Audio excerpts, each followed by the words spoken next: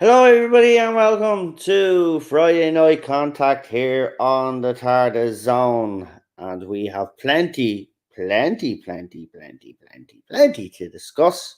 But of course, I am not here on my own. Got a couple of guests to keep me company. And I suppose somewhere near the end of the stream, these two guys will probably be at it again, like they have been on Twitter, with their Sony and Panasonic nonsense. One of them is right and the other one is wrong. And we know who that person is. But let's introduce our two guests. So we'll start off with a guy who's been on the channel quite a lot. He's done obviously these lovely intros for the channel. He also has done some songs for some YouTubers out there. And I'd just like to say, just real quickly, I'm not going to get into a big thing about this, but if you're going to be like, flogging that song, I'd suggest that you give the creator of the song the credit. Doesn't take much to give the person who created the song for you to give them credit for it. Anyway, let's bring him on. It's the one and only Problembeing. Good evening. Hello, campers. Hi. Hi. You know I wasn't gonna keep my mouth shut on that one, right? You're my friend. I'm just saying it out straight. You worked hard on that, and if that's what's happening, bit of credit where credit is due. Remember, I got into trouble for doing stuff like that. Now I give credit where I can give credit. It's always important to give the creator of the work credit. We've already seen in this fandom, Adam was talking about his artwork being stolen and actually being sold on eBay. So, that's really bad, yeah. That one is really bad. But still, if someone does some work for you, we've always given Lee credit for everything he's done on this channel. I think he's sick and tired of it now at this stage, but I always do because it's important to recognize, the person that has done all of this, and that's Lee. And I hate people like that. It's just been bugging me since I found out. Anyway, so we'll get on with the show anyway, because it's not all about Lee. We don't want to give him a big head. He's great at what he does anyway. But there you go. Anyway, our next guest. It is. Oh, do you want to say something there? Do you want? Okay. Yes. Okay. No. Why would you invite me on to have a word in edgeways? Yeah, that's it. Anyway, here we go. Let's bring on We our know next what we're guest. here for. Because he's a YouTube legend, or was a YouTube legend. A lot of people miss this guy on YouTube. He did speak a little bit about it last week, and it was great. But yeah, he's missed on it. But it's great to have him here, and he does do live streams. He is popping up. He hasn't totally hid away in a cave in Afghanistan or something. He's right here live, all the way from Canada, unfortunately, but you know, you can't Poor help where thing. you're born. To be quite honest with you know what I mean. It's the one and only People's Cultivated Media, Republic. formally bowlestrek. Hey. Don't make fun of my republic, Noel. No problem. I will not make fun. I can't even talk, mate. My fucking country is just as fucking bad. But we won't get into that. Anyway, I had a migraine today. It was terrible. It's going away now. Well, that's you good you news. come to the wrong place. You got Noel talking. It's okay. Yes. And that was a good video, Lee. I don't do musical. I at some point I can sing Sky's breakfast song. That's about it. What more do you want? That's it. Yeah. That's it. Anyway, if you haven't checked it out, I'm pretty sure Lee can will throw it in the chat there just to remind everybody what we're talking about. You know, there's a phrase that goes around, fucking scissoring. You will find out what it's all about. Check the chat in a while. But lads, we've got obviously a lot of you know, I don't really cover that DC that much unless, you know, something major. I think the last time I spoke DC was actually when Captain Marvel was coming out and all that stuff with Brie Larson. I don't really get involved, but this is actually too big for me not to. And also because I am a Superman fan, I'm just gonna say this, right? I'm absolutely pissed, right? I'm not going to lie. I know there are some fans out there obviously believe that Henry shouldn't play Superman. There are some. You know, you're seeing the Snyder cultists now. You know, they're saying, well, we haven't liked Superman until Man of Steel. So they're showing their true colors there. But we've all fell in love with Superman. Obviously, for a lot of us, it was the movie. Obviously, I did watch the George Reeves Superman show. But for all of us growing up, it was Superman the movie, Christopher Reeves. And, you know, it's been a hard act to follow, let's be honest. But I think Henry as Superman himself, I think has it down. Maybe the writing, Schneider and then his team have kind of let him down. But him as Superman, I think he encapsulates the role. I'll ask you guys, obviously, heard in the news, he's out as Superman, it's official. What are your feelings towards that, Lee? Because I seen you put up a photograph on Twitter and you said too soon, but you put up an actor. Who was the actor anyway? Oh God, I knew he was going to ask me that, and I'm Yeah, just like, of course. It's got one of those American names, you know, those names, surnames you can't pronounce. Wait, hold on a minute. Smith. Oh, I love it. I love it. What's an American name? Well, you know, it's always something that sounds sort of Polish, but probably isn't. Well, I'm waiting. Yeah, same here. You know, something. I don't know. Superman. Right. Well, we're waiting on Lee to actually find that. I'll see who's in the chat and give a few shout outs there. So who have we got? We got Garbage. There we go. David Cornsvet. I don't know. David, just a minute. I'll have to use my North American wisdom. Okay, just a minute. I'll get you the pronunciation. Fantastic. So Superman. Nicholas Horton. David what? Starts with a K? C. Cornsvet. We've also got Shelly in the chat, Carla in the chat. Cinnamon Toast Crunch, Gobby Guy is in the chat as well. Garbage is in the chat. Wookie Fever Presents is in the chat. It said Cinnamon Toast Crunch, didn't I? But even if I didn't, I'll say it again. There you go. Who else have we got? I think that's everybody there. Right. And Shelly is in the chat as well. Hello. Yes. Right, so that's everybody. We've got 17 people watching right now. You know what to do. Like, share, subscribe, all of that if you haven't already. David Cornswet. He looks like he's waiting for puberty to hit. So, yeah, he should. Well, he seems to be floated about. And he does have the sort of jawline. and they want to go for a younger Superman. Nah. I No, seen your we can't have photograph. anybody old. I seen your photograph. He's awful, right? Yeah, Sorry, man. I don't even Right? need to hear him. I know why you want him as Superman, right? Because he's Because he's dreamy not looking awful and all of this, right? So that's why you want him, right? No, Let's I be didn't honest say here. that. I look, you know, someone posted it. I thought, yeah, he could pass for a younger. Well, could you not just do Superboy as Cinnamon Toast Crunch? Well, I mean, look, let's be honest. That's where they're going with it. I mean, it's sad. No, because you I'm can't not have anybody for it. over the age of 25. Okay, let's see. How old is this this prepubescent person whose testosterone hasn't kicked in yet?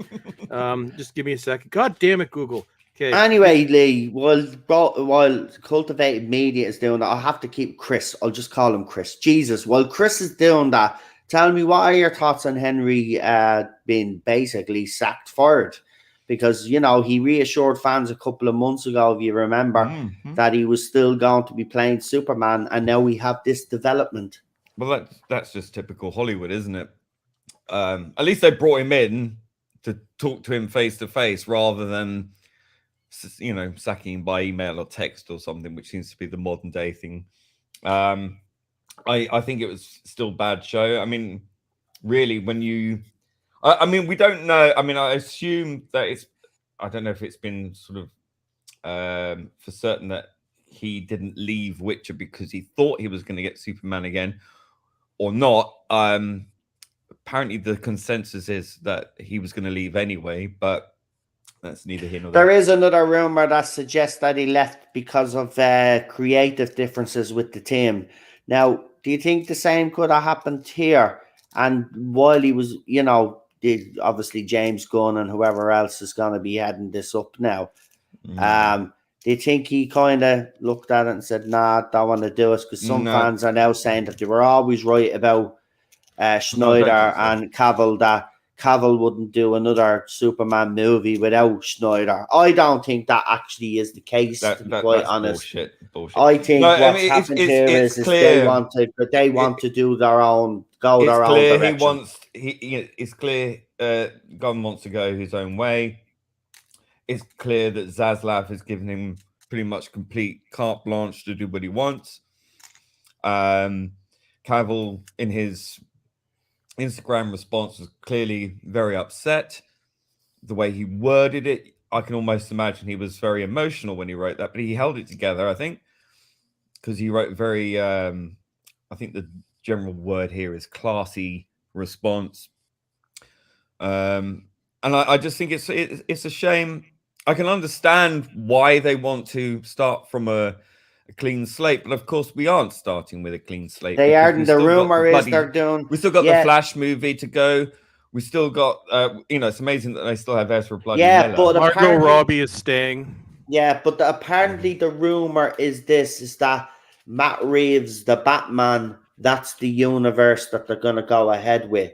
So Schneider is out, and because the Batman movie, for some weird reason, they think was successful. Listen, it was a look. Do I hate it? No. Was it a decent Batman? It was all right. It was just too long for me and too dark. You couldn't fucking see anything. Right? That's my problem with that movie. It was just, was he all right as Batman? Yeah, he was all right. Like me, I mean, look, I thought everybody overreacted when he got the role and all of that, but he was decent as Batman. I mean, that fighting scene, he was pretty all right. Like, I have no problem with him as Batman. But if this is the universe that they're going with, as they're talking about the Penguin show now with fucking Colin Farrell and all of this, I don't want them to go down that route. Look, I'm not a Schneider fan, right? But I wanted to see Schneider's vision to be seen through, and now it looks like it's not happening. Obviously, it's not. Definitely not happening now. But like, bad news for Henry there, and then he gets the Warhammer gig. Apparently, he's going to be executively producing and is going to be starring in Warhammer. So, I mean, you know, it's gone from one extreme to the other, but it is on Amazon, mind you. Yeah. We've seen what they've done with Lord of the Rings. So, yeah. I mean, at least he gets to be executive producer, assuming that he actually gets more creative control. He is a fan, as far as I know, of Warhammer. He is. So I hope this is his dream job. I hope he manages to really take off with this. You know, I think this is a good consolation prize, maybe something that was, you know, something that he was offered straight away when they thought, well, if they don't want him, we'll have him because he's definitely an asset. We know that that guy can bring in perhaps $2 billion at the box office. Yeah. Chris, what do you think of the whole situation? I think it's terrible. But I think for 5 minutes, literally 5 minutes, we figured DC was going to turn itself around and actually give the fans what they wanted. And say, even if it was mutual or if Cavill decided he didn't want to do it, the direction they're going, yes, I see that, Lee. The direction they're going in is something that I have yes, okay. There's vomit-inducing stuff on the screen. It's a synonym for poop. But no,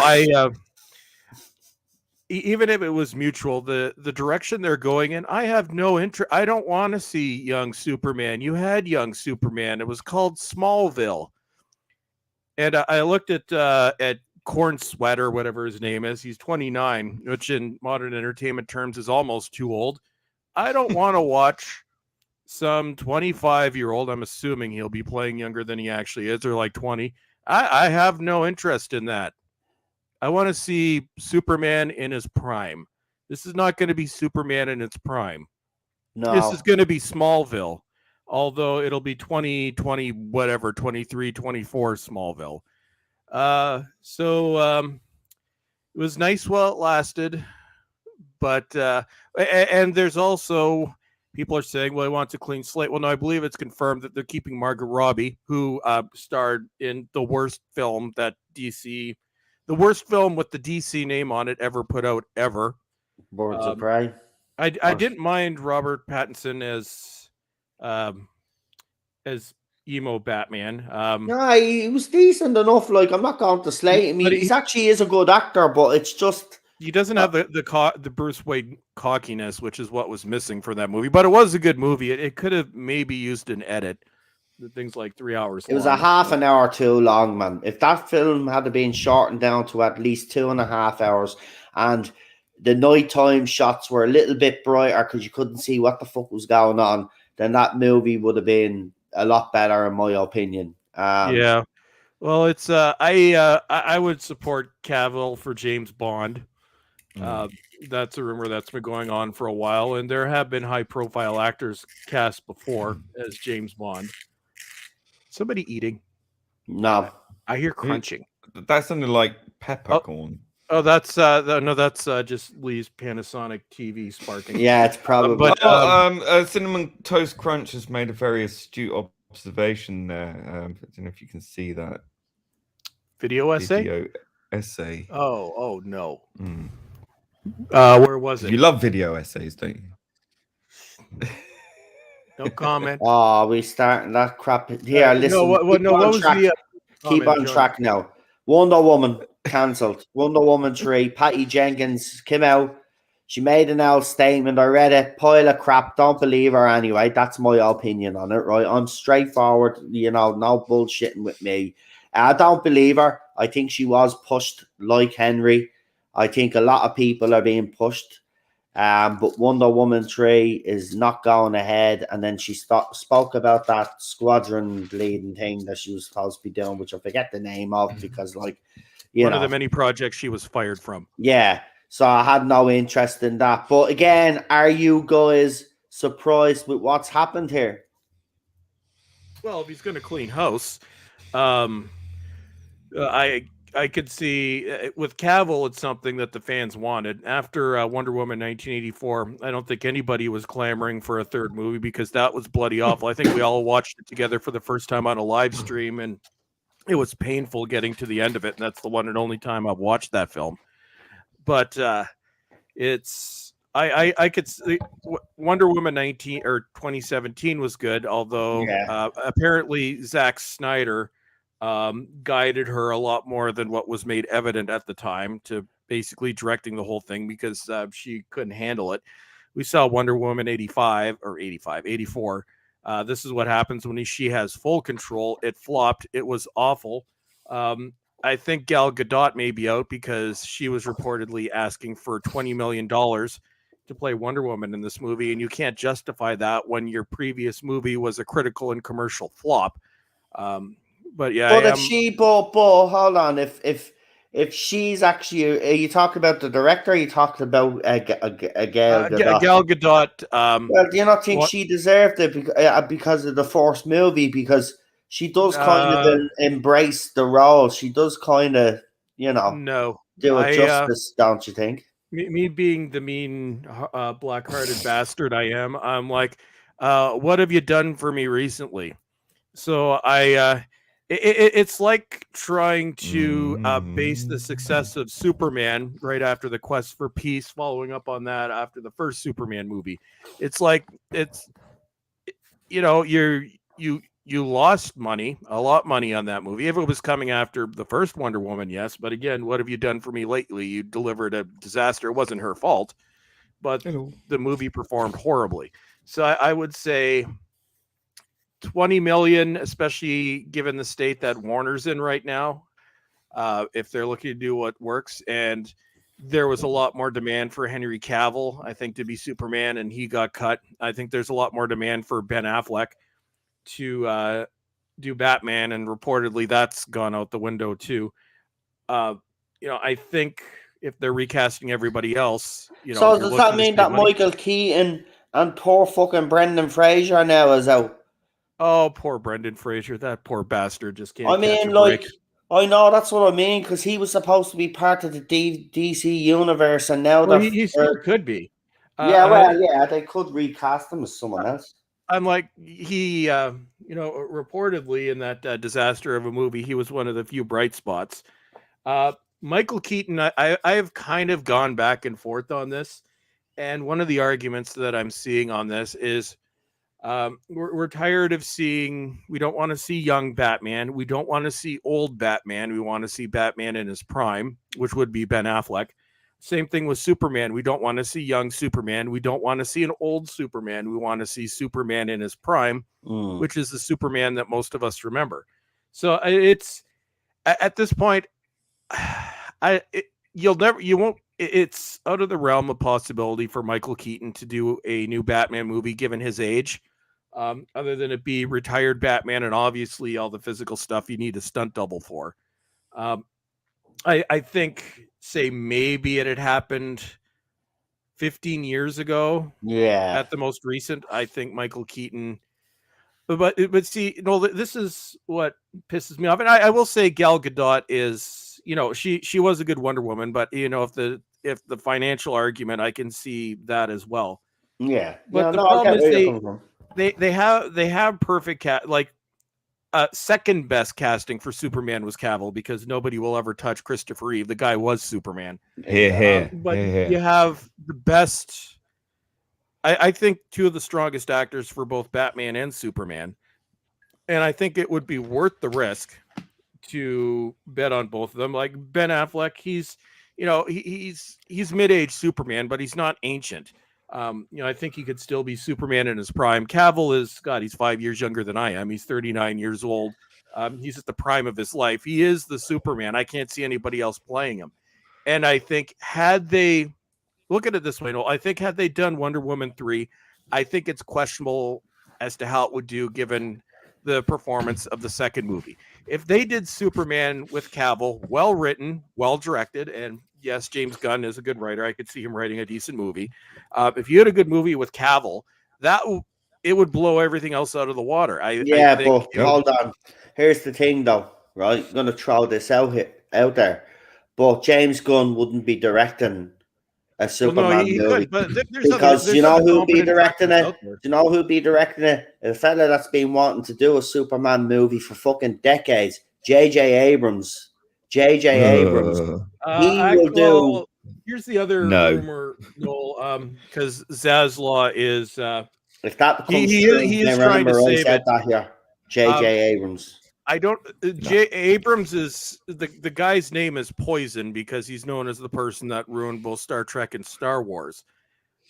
If they want to make money or save the franchise, that's the worst decision you could make. Although they did make the decision, and if it was them that decided to release Cavill and go with baby Superboy, which nobody wants to see, then I could see them making a stupid decision. But right now they had DC for the first time, really since it started in 2013, actually did have goodwill with this. I'm like, okay, you're getting rid of crap. And then the rumors were circulating. Okay, you're going to give us the Henry Cavill Superman movie we want. Rumors were it could be a trilogy. I think it very well could have been a trilogy. And I think if this was a money saving thing, I think the damage that they've done to their brand is quite significant in terms of getting rid of Cavill.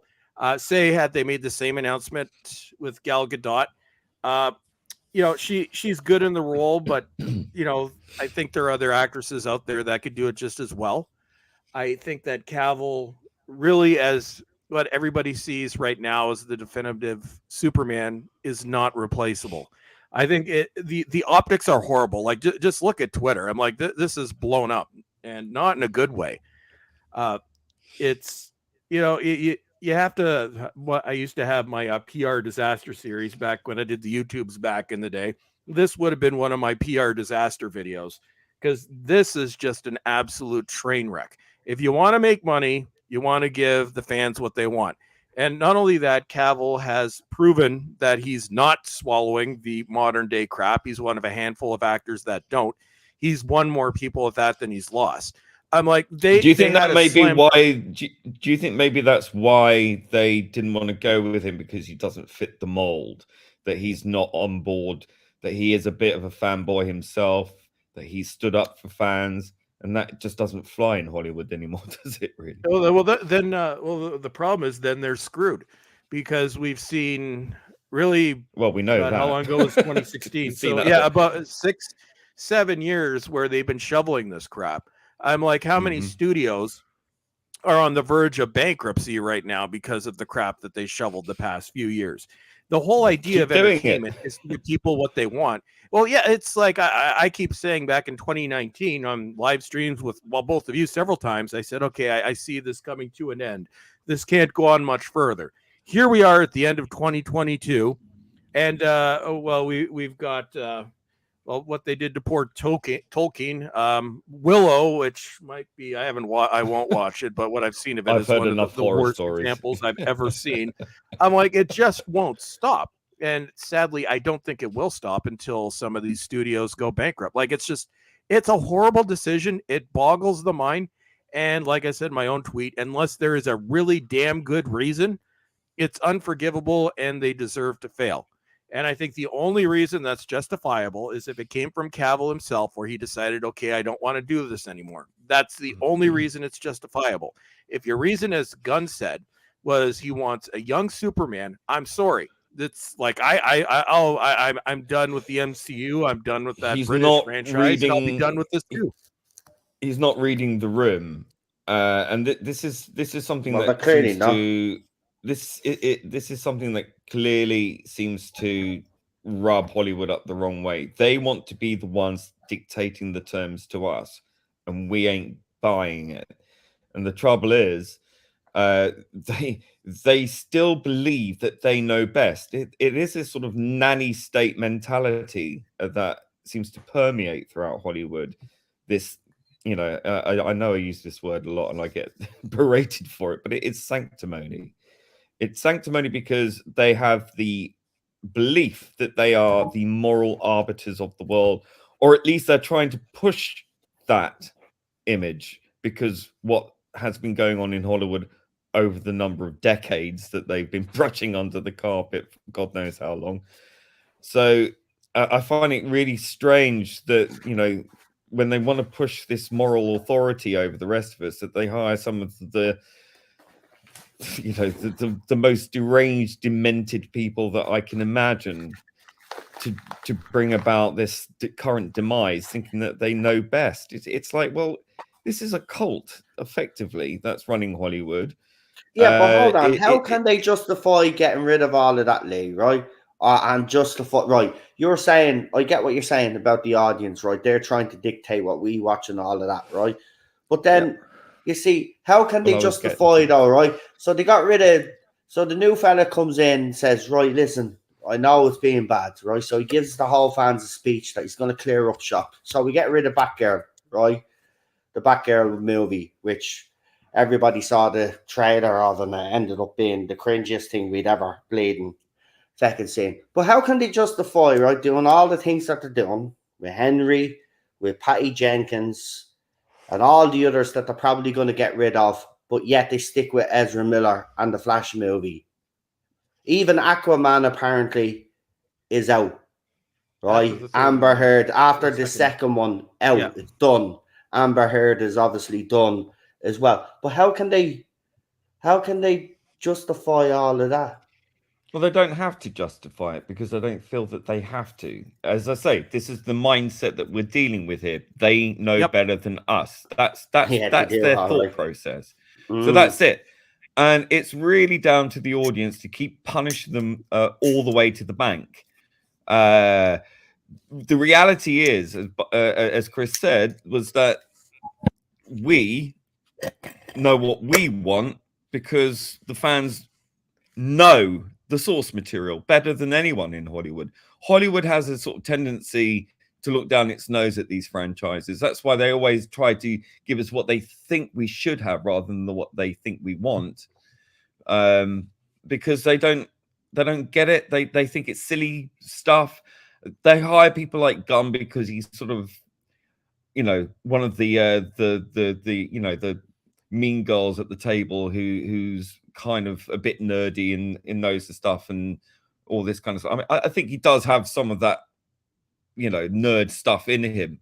And honestly, we don't really know what his vision is, apart from what's been said, which he wants a younger Superman meeting Lois for the first time, which I think is How many times have they done that now? You know, it's but hang on. An origin story, but it's a kind of origin story. And it's how many times do we have to have that origin? And guess who wanted to make that type of movie? And guess who wanted to make that movie in the early 2000s? J.J. Abrams. I'm telling you, man, he's going to make his movie.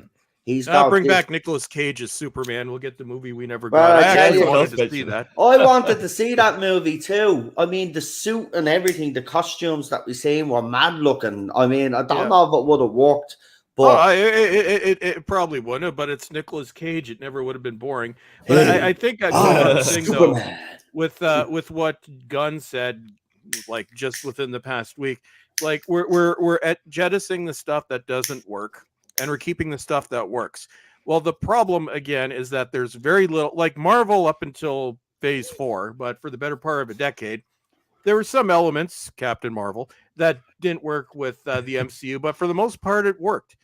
With DC, it's easier to count the handful of things that work than the handful of things that didn't work. And you can, what works about DC is two actors, Ben Affleck, and nobody is more surprised or shocked than myself that I one day would find myself saying that, and Henry Cavill. Those are what worked. The second Suicide Squad movie worked. Peacemaker worked after you realize that Gunn actually is satirizing both sides of the argument. And as soon as you see that, it's actually a really good show. The first Wonder Woman movie worked, but it's actually aged very terribly considering the second one. None of the movies have worked. I mean, it was a film about fighting the patriarchy, wasn't it? You know, I'm like, the God of War, Mars. You know, the masculine symbol. Just saying.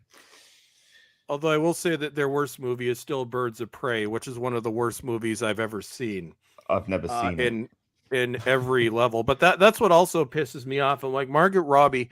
Like, you know, she's good in the thing she does. She's not, she basically plays almost the same character in every movie she's in with slight variations. And, you know, she does well in Suicide Squad. But again, so from what we're looking, the one thing that you're keeping had the worst standalone movie. And I think it goes with the Wonder Woman argument. What have you done for me lately? Well, you had, well, I guess she was okay in the Suicide Squad. But that was a disaster. I'm like, and I would say based on that movie alone, I don't think she. So you're saying that Margot Robbie is the only thing that works, in the DCEU because from what I can see, that's the only element you're keeping.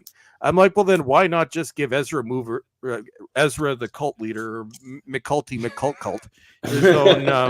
his own series? I'm like, see, stupidity pisses me off, and this was stupid. And I think ultimately Hollywood has to reach that fork in the road, doesn't it? When the money starts really running out. Well, no, it's going to reach the fork in the road when it goes bankrupt. Well, Warner Brothers is pretty much already there. Zaslav clearly knows this. I think this is their last throw of the dice, and they're banking everything on Gunn. The reaction with Cavill has been a canary in the coal mine to suggest that this is a big mistake. Your vision might have all the validity in the world. It might be the bestest thing ever, but the goodwill that came along with Cavill, and Cavill's been singing all the right songs with all the right tunes, with all the right words, saying all the right things. He's defended the fans. He's shown that he is himself a fan, and he's thoroughly involved. And Noel's destroying his place, and it's fine. He's really, it's really shown that if they don't make this decision soon to actually listen to the audience, and it's not just fanboys, it's not the man babies, it's not just the toxic minority, whatever. This is the large viewing ratings, money giving people that are interested in this, who will bring the normies to the yard for the milkshake and all the rest of it. So I think if they don't if they don't start thinking about the audience and actually listening, I mean, we know that Zaslav is on Twitter and Gunn's on Twitter, and Gunn's been interacting with people. He knows, Zaslav knows. They're seeing the response. They better be damn sure of what they're doing. The trouble is that goodwill is thoroughly depleted at this point. I would say, really, to them now, you need to listen to what's being said. You need to understand why people feel so passionately about this, what people expect, what they want, what they want from Superman, what they want from Batman, what they want going forward. I think if they did bring, I think if they were smart, in a few years they would bring Henry Cavill back and Gal Gadot back in like 10 years time and do Kingdom Come. Well, that would be awesome. DC there's a way they could turn this around, and and it would work brilliantly. It could be the one time when they actually listen to the fans. Just imagine, say, in a week there's an announcement from Gunn and Zaslav at this point. We have heard the fans, and we understand, and we are rethinking our decision. So we are going to work. They would have to eat crow, ultimate shit-colored stinky crow. That would be the one example. You want to save DC, and I don't know, maybe it could be a ploy, although I don't think so. But they could say, okay, you know what? They could do like Sonic the Hedgehog. Okay, we've listened to the fans. We know what you want. Mm-hmm. We were wrong. We are going to do a trilogy with Henry Cavill. It's the next movie we're making. We are sorry. We want to put you, the fans, first, but the problem is their egos won't let them. DC's finished. Marvel's finished. They're both finished now. Look at. And I think even if they did ask, Cavill back, they won't. If they did ask Cavill back, I think he wouldn't go back at this point. No. I think they should give him James Bond now. I think if they gave him James Bond right now, that would save the James Bond franchise, which unfortunately is now owned by Amazon. So don't hold your breath. But yeah. Well, if anyone's seen The Man from U.N.C.L.E., they will know the man is designed to play James Bond. I mean, it's in his DNA, the same as Superman. Well, yeah, Mission Impossible. Just watch his Mission Impossible movie. I'm like, damn. The mustache could have gone, but I guess it could give us the humorous scenes and the Justice League Mark 1. Yeah. PD Rich is in the chat. He says DC and Marvel are both bored now. I think they're finished. I wouldn't say boring. I'd say they're cringe, unwatchable. Thor: Love and Thunder is the last DC movie I will watch. I sat through that, and I'm like, and I'd recently watched some of the earlier Marvel movies, and I'm like, my God, has this fallen so fast? And I haven't watched Well- all of the 15 projects in Phase 4, but I'm like, you know what? Marvel, you're on my list of things I'm done with. Sorry. Well, Chris Hemsworth, came out, didn't he? Said that they have to Yeah, do he them recently right. came out. Yeah, if they or were I'm going to do done. another Thor movie, they'd have to get the tone right because the Mm. tone of the last movie wasn't right. That's his way of saying the Well, movie was that's what we fucking need. shit. We need more actors to actually come out and say this. The more that they speak out, Yeah, but they do, and then they get the punished more like Henry. power that the fans have, because we have Yeah, advocates who are but actually in places to say something. yeah, but you do that like Henry's being done, and look what happens. You don't get rewarded in Hollywood if you speak up. Remember that. Look at Gina Carano. You don't get rewarded in this industry if you're not. If you don't conform with the rest of them, you're an outsider. You're an outcast. Yeah, but And look that's what what's happened to happening. Gina. She's not destroyed. She's doing her own thing, and that gives people a clear Yeah, indication. If and in Hollywood isn't going to fairness, do it, other people will. yeah, but in fairness, it's all shite what she's done. I've watched her movie. I mean, like everybody's talking But about. you have to start somewhere. I haven't seen it, so I can't comment. But what It's I'm crap. saying is that the will doesn't matter. The will is there for other creators to go along and say, well, if they can do it, we can do it better. And then that's what happens. The money goes. I Hopefully. think. Well, hopefully, yeah, but I think people Gina need to. Carano deserves better than that fucking shit that she Well, did. yeah, but She you played need with that to be fucking bold.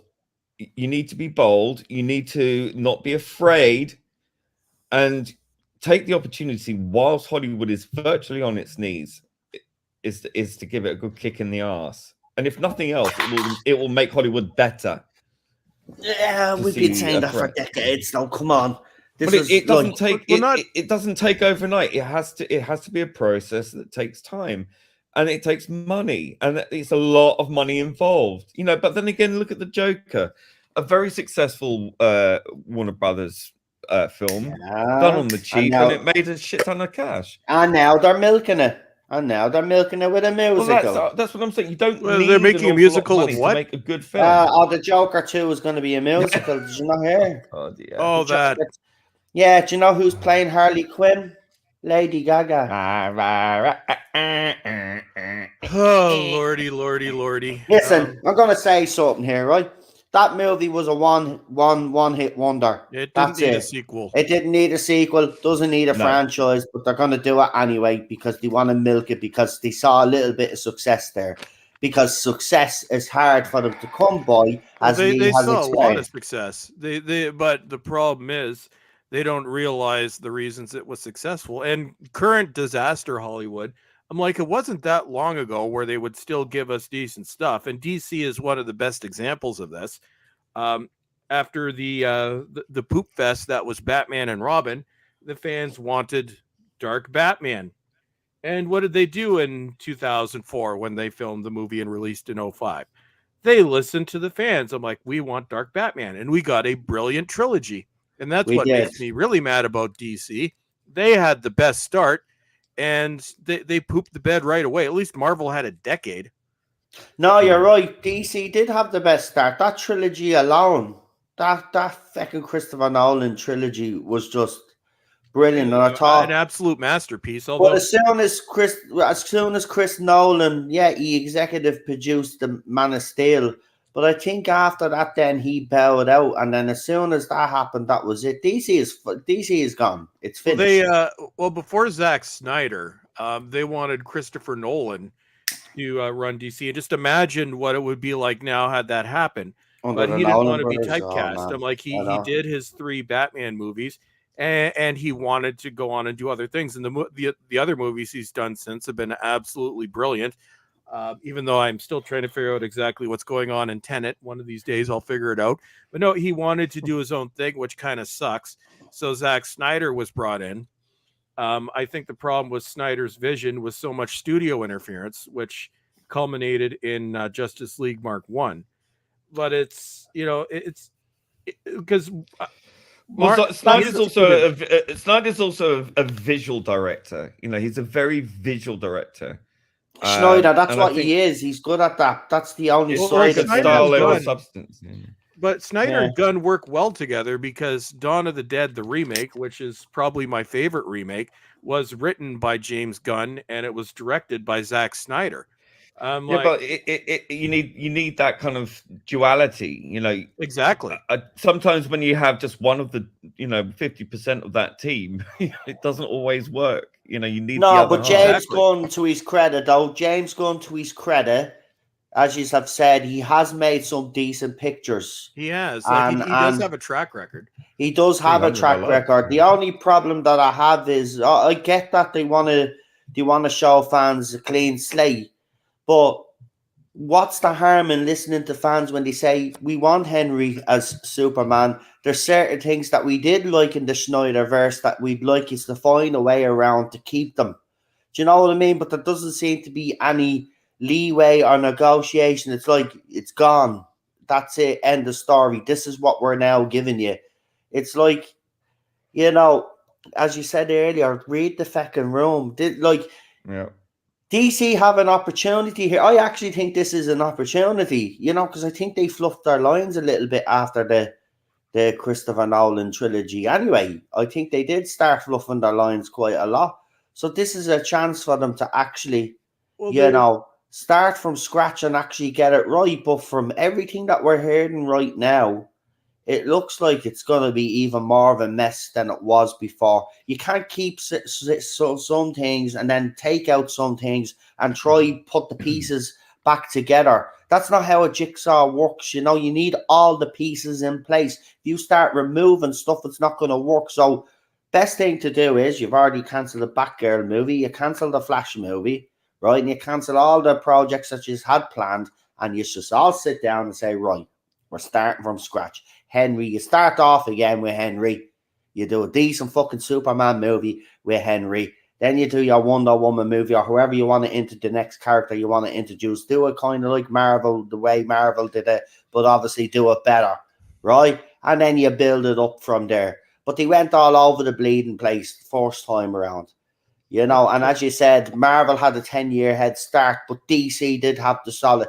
DC had the better start. Everybody admitted that at the time. DC did have the better start. Well, they had a plan. It seemed like they had a plan. Well, they did have a plan. Well, and Shelley just, I heard Zack Snyder had to back out because of his daughters. I won't say that word because it will get Noel in trouble.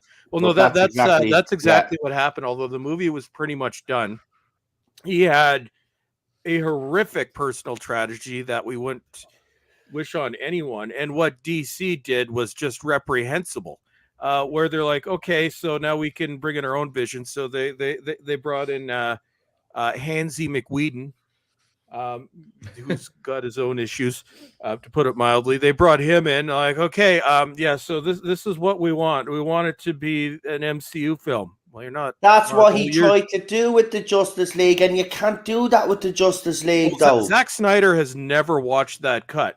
He was actually told by several people, including his wife, and I think several cast members of the Justice League. I'm like, don't look at what creepy Hansy McWhedon did to your movie because it will break your heart. So even when he did his own cut, he has never watched the bastardized. I love that cut. That movie could have set up an awful lot of things. That movie in particular, especially the ending of it, and I like the way he did it in chapters. But I think that's up there as one of the best movies. I hate the aspect ratio. I hate that. I know. Other than that, I'm sorry. It bored me to tears. There's something wrong with you. You don't know what a good comic book movie is. It bored me. Well, I don't expect anybody that likes Panasonic to understand bleeding entertainment. Yeah, I know, because Panasonic doesn't own a studio, but my friends Sony do, although it's a completely different thing. By the way, just to let you know, just to move on a little bit from DC, but some news. So Barbie teaser has dropped. So lads, if the Barbie teaser with Margot Robbie has dropped. Yeah, Margot Robbie is playing Barbie. Did you not know there's a Barbie movie? Right, go on to Twitter.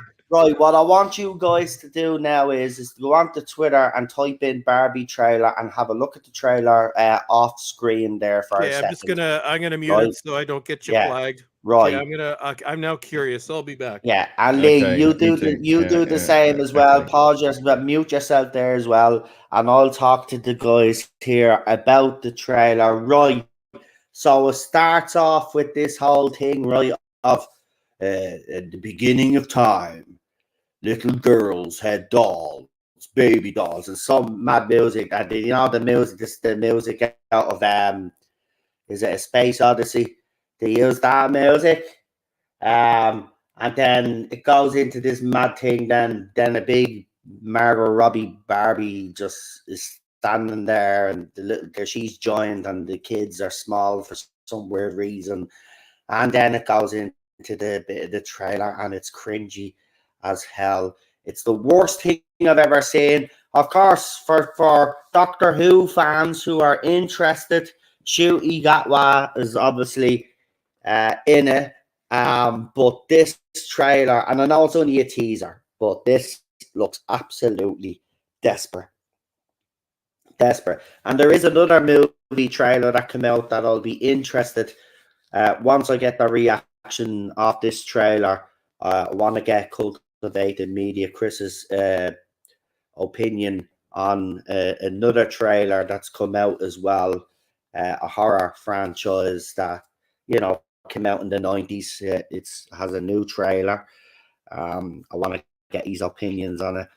But the Barbie movie is going to flop. Well, there's a lot, believe it or not, right? A few years back on BBC, I think they had, I don't know if people remember, I don't know if they still do it. Let me know in the chat, because I haven't watched it obviously since I was a kid. But they did news rounds on BBC. And I remember they did a whole thing on Barbie dolls because it was Barbie's anniversary, and literally there was grown men, grown women. There's a lot of people that are obsessed with Barbie dolls and collect the most rarest of Barbie dolls. So you'll have fans like that will watch, and you'll also have the little kids, the little girls will watch it because, you know, they love Barbie. I don't know what Barbies to do nowadays, but I did see one now where Barbie is a independent woman now, and all of this sort of rubbish crap that they're trying to drill into kids.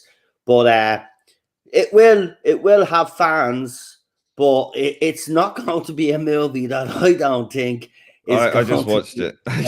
Well, let's get Lee's opinion, because Chris's opinion is going to be funny as well. But after he's watching probably that, in shock. That's why he hasn't come back. Right. So, I thought it was quite amusing. Would you watch it? Not based on that. No, I mean, look, it's a teaser trailer. It's parodying the opening of 2001 Space Odyssey. That's what I said. Yeah, but it's I thought it was quite amusing. Of course it is to you. Of course it's cringe, but it's you know, cringe as fuck, man. Come on. I mean, Margot Robbie, I'll give her kudos. She seems to morph into any role that she plays. She looks actually well as Barbie, I'm not gonna lie, but I won't be sitting there watching it anyway. I can tell you that. Won't be a movie. I'll be queuing up to say. What's it for? That's the problem. like really? Is this going to be a feminist movie? Barbie? I don't know. I really It'd be interesting to see will they do it properly. But here's the sad news about the movie, and the thing that pissed me off. So, as you know, a little known band back in the day called Aqua did a song called Barbie Girl. Yeah, of course. It's not going to feature in the movie, apparently. That's insane. Why would you not do that? I know, and that's annoying me, there is, because even though I'm not going to watch the movie, I love that song, so I'll defend that song. Well, they didn't use 6 Underground by the Sneaker Pimps in the film 6 Underground. I was like, why not? It's stupid. Oh, Bowlestrek must be really in. He's apoplectic probably by now, or comatose, or is it a kids movie? I think it's aimed at. Yeah, it's definitely aimed at little girls. It's definitely Well, got a target audience. every fucking movie is aimed at little girls nowadays. You know, just everything. Star Wars, Marvel, DC. It's the whole lot. Night, Good Charlotte. night, Quinn. Night, Mom. Ma'am, as in ham. Right, I think he's back. He's back. No, he's not back. He's really he's given up. He's run away. He's boarded himself up. He's nailing bits of wood to his front door and windows as we speak. He doesn't want to let the world in. What the hell did I just watch? I knew it. What the? Am I allowed to swear, Noel? Yes. What the fuck? Like, Jesus. Wait, wasn't y'all about the no objectification? Well, that was pretty objectifying, Margot. I actually, I watched that 3 times because it just had to sink in what I was watching, and I still don't know what I watched. We were wondering what took you so long because he was literally back straight away. I can't believe. Yeah, it's No, you can't play the music. Oh yeah, he'll get hit. Come copyright. on. No, this is not going to be copyrighted. This is like. What did you do? Put some sound effect on it? No, this is. Oh yeah, Cinnamon Toast Crunch. Margaret is hot. I made the mistake of saying that in a video once, and they tried to cancel me. I'm not going by my logic. I'm going by. Well, I don't know what's going on. Could we stop that now? Do I need to bring Jaunty Junction back? That was the that's the real trailer. You know, that's how successful it's going to be. Anyway, it's going to be a train wreck. Lots of people are going to love it I've never as seen well. anything like that trailer. It will be interesting to see, though. Lee did make an interesting point. Will Barbie be feminist in this, or will she be the Barbie that'll be at home cooking the dinner and all of that kind of Barbie? And will Ken have any balls? Yeah, will Ken be... This is what we need to know. Yeah, will Ken be... We know that's coming. Will Ken be a proper bloke the way he's supposed to be, or will Ken be today's male, which... Ken is going to be gay as fuck. Guaranteed. Yeah. You know what? I wouldn't put it past them if non-binary ended up going to have if Barbie ended up being lesbian and Ken ended up being gay. Ken is going to switch genders because he doesn't have the manhood anyway, so he's going to be Kendra. Yeah. By the way, right. Anyway, let's move on from that before we get into total madness. Princess of Power. Another trailer did drop today. Now, I'll be interested to get Chris's opinion on this.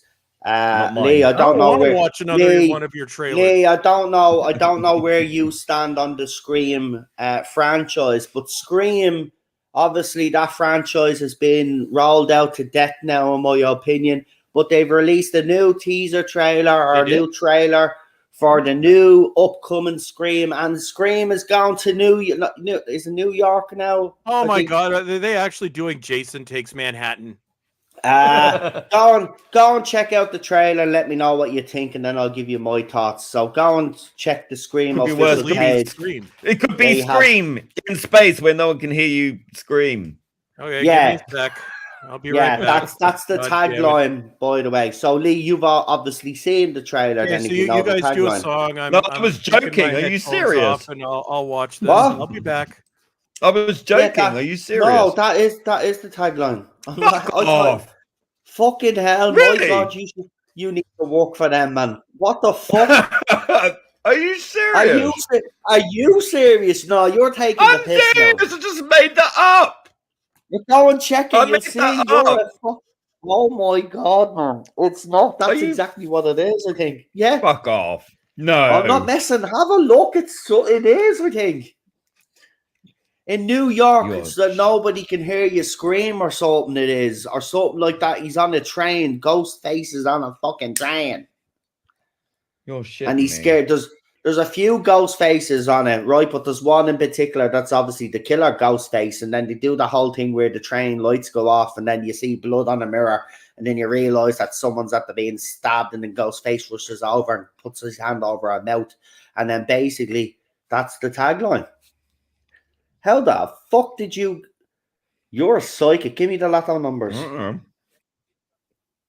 Anyway, here's my opinion on it. The winner of this week's lottery will live in a house. Here's my opinion on it, right?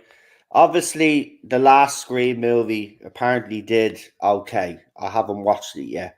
I am a fan of the franchise. I'm not going to lie, but I think the last few movies to me just seems like they've been just flogging a dead horse. Now, I've looked at this trailer. It's nothing that we haven't seen before. This is the problem with Scream now. It doesn't have the same impact it had when the first movie came out. When the first trilogy came out, that was enough in my opinion. But like all movies, especially movies like this and horror franchises, gone to shit unless you watch. What a bunch of ass-licking bullshit. Isn't it? Isn't it? That's what you really feel. So you can't have Scream without Sidney Prescott, and Nev Campbell didn't want to do it. I didn't even know this had been released because I am tired of this. Okay, teen horror used to be awesome in the 80s, in the 90s. Now teen horror is shit. It's awful. So I could already tell. I could see the casting. I'm like, it's going to be like the last fucking Texas Chainsaw Massacre fucking crap, fucking Black Christmas, fucking ass juice licking bullshit. And we're going to, it's all about the representation. Oh, no, you can't just take that, white man. You can already tell in the movie. You can already tell by that trailer that it's going to be a shit show. No, I'm going to skip this one. No Sydney. I'm going to be, I'm going to be honest. Some apparent fan threw up, well, this trailer just proves that you can have Scream without Sidney Prescott. No, it doesn't. A, it's Sydney, and B, it's in goddamn New York. Why would Ghostface be going after someone else now? It doesn't make any fucking sense. Because Sydney's canceled because she's old. Yeah, that's what happens. But look, that's been going on in Hollywood, especially with actresses. They get to a certain age and then their services are no longer... Dude, it just happened to Henry Cavill. It's happening to everybody now, and he's 5 years younger than me. Well, Christopher Eccleston said it. Christopher Eccleston said it a few months back, and I thought he's been a bit of a whingy moany hole, but he seems to be right. He said that middle-aged men like him find white men find work hard to come by nowadays. No, it's because the whole thing is okay. No, the cool people hate anybody that is Boomer's been canceled for a while. Anybody that's Gen X, millennials are now in their 30s, so millennials are canceled. So we can't watch anything unless it's the brainwashed generation. And this is why I'm glad that there's so many old horror movies I haven't seen, because the horror genre was a hold up for a long time. But now horror is unwatchable because they're now doing teen flicks with the brainwashed generation. And they're fucking awful. So I'll be skipping this one. I'll go watch my 70s giallo. Give me anything. It's like I did watch this movie, and I actually can't believe I'm gonna make a movie recommendation here. But this, I wasn't expecting this. So obviously, as you found out, there was two versions of Pinocchio being released shortly, one after another. One was obviously by Disney, which obviously didn't get a good reaction from the audience because they fundamentally changed certain aspects of the story, and it was... Of course they did. It's Disney, right? But then obviously the famous director, I can never get his name right. So is Pinocchio harassing people with his nose? No, not in this movie. I want to get the director's name right. So it's your man Guillermo del Toro's Pinocchio. So he's done Pinocchio. Del Toro has done Pinocchio, a reimagined version of Pinocchio, and I watched it the other night, right? And I have to be honest with you, I love the original Pinocchio movie, that classic Disney movie back in the day. the In the proper cancellation fault currently, right, yeah. right. That one, love that one. Grew up with that one. That was my favorite one as a kid. This movie here is absolutely beautiful. Well, it's Right? Del Toro. He's one of the few competent directors out there. Yeah, if you haven't watched his was it Cabinet of Curiosities on Netflix, do watch it. It's fantastic. I mean, there's some hits in there and there's some misses in there, but the hits vastly outshine the misses. And it's got different directors, but it's his sort of Hitchcockian style of thing. So it's really, really, really interesting. Nightmare Alley was brilliant. I don't know if you guys have seen that. It kind of went under the radar. But yeah, no, he's he is a visionary. Like you do have a handful of he is a bit ideological in his personal life, but he's never really brought that into his films. But they'll probably cancel him because he's too old or something. I don't know. No, I haven't seen the trailer, but I've heard about his Pinocchio. I'm curious. I thought it was, look, personally speaking, I think it's up there with the original. Hugh McGregor plays obviously Oh, don't spoil it. fucking oh right, I won't say who he plays. I mean, you spoiled it by saying that he's in it, you know. All right, well, he plays Jiminy Cricket, like so. But there's the poster. There's the poster fight. Yeah, it's a reimagining, complete reimagining. I mean, you're not gonna. It kind of shifts away from. Well, I don't know if it shifts away from the original story because this could be the original story. We don't know. It's kind of basically the same in a way, but there's little tweaks done to it. But that's the poster there, and you'll find out who there is in the door. I won't say that, but that's Pinocchio there. I'd actually very German to me. I hope he goes Crimson Peak with it, kind of that similar sensibility, horror but not horror, but nicely creepy and very stylized. I enjoyed it anyway. Yeah, I'll let you make up his own mind anyway. But yeah, that's what I've watched. Great movie. There's not many great movies being made, so they're few and far between. So they kind of stand out the better movies. I have been watching the clauses, by the way. Disney, the clauses. So the Santa Claus, you remember that trilogy movie by Disney Plus that everybody loved growing up. The first one that was good, the second one that was okay, and the first one that was poop. Yeah, yeah. I watch the first one every Christmas. Yeah, well, Tim Allen is back, and it follows on from it's a continuation basically, and they have kids now. Their kids are older. But basically what happens is he's going to retire, do a normal life. So he has to hire a new Santa Claus. And guess who the new Santa Claus is? I don't know, Noel. Tell us. Okay, the actor that played Kumar in Harold and Kumar Get the Munchies. So Santa Claus has been race swapped. Although he's a good actor, I'll give him that. Like he's now, obviously, it will go back to Tim Allen. It's the basis for this story, right? Now, I have watched. Well, yes. Well, no, they've been going on about Santa being swapped for a while. Yeah. So now, I like the actor that does it. Yeah. I don't like the concept.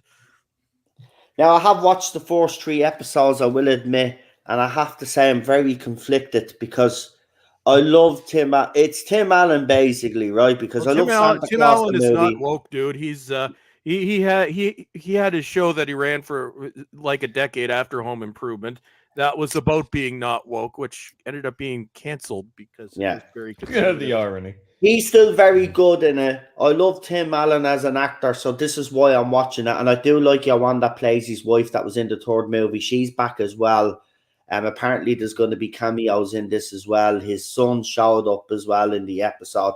Disney are kind of doing a lot of these things. The problem is that, you know, they just cannot make the Santa Claus a TV show on them and just make a decent TV show. There has to be some angle somewhere. Well, there is another angle to that. Yeah, it's like he was cutting her on house. Yeah, do you know why he left? and they had his character end himself. This is where I'm not hopeful. He went to work for the Obama administration. No, I'm not making that up. That's why he left House. So yeah. Oh yeah. Disney need to wake up though. I will say there's a lot.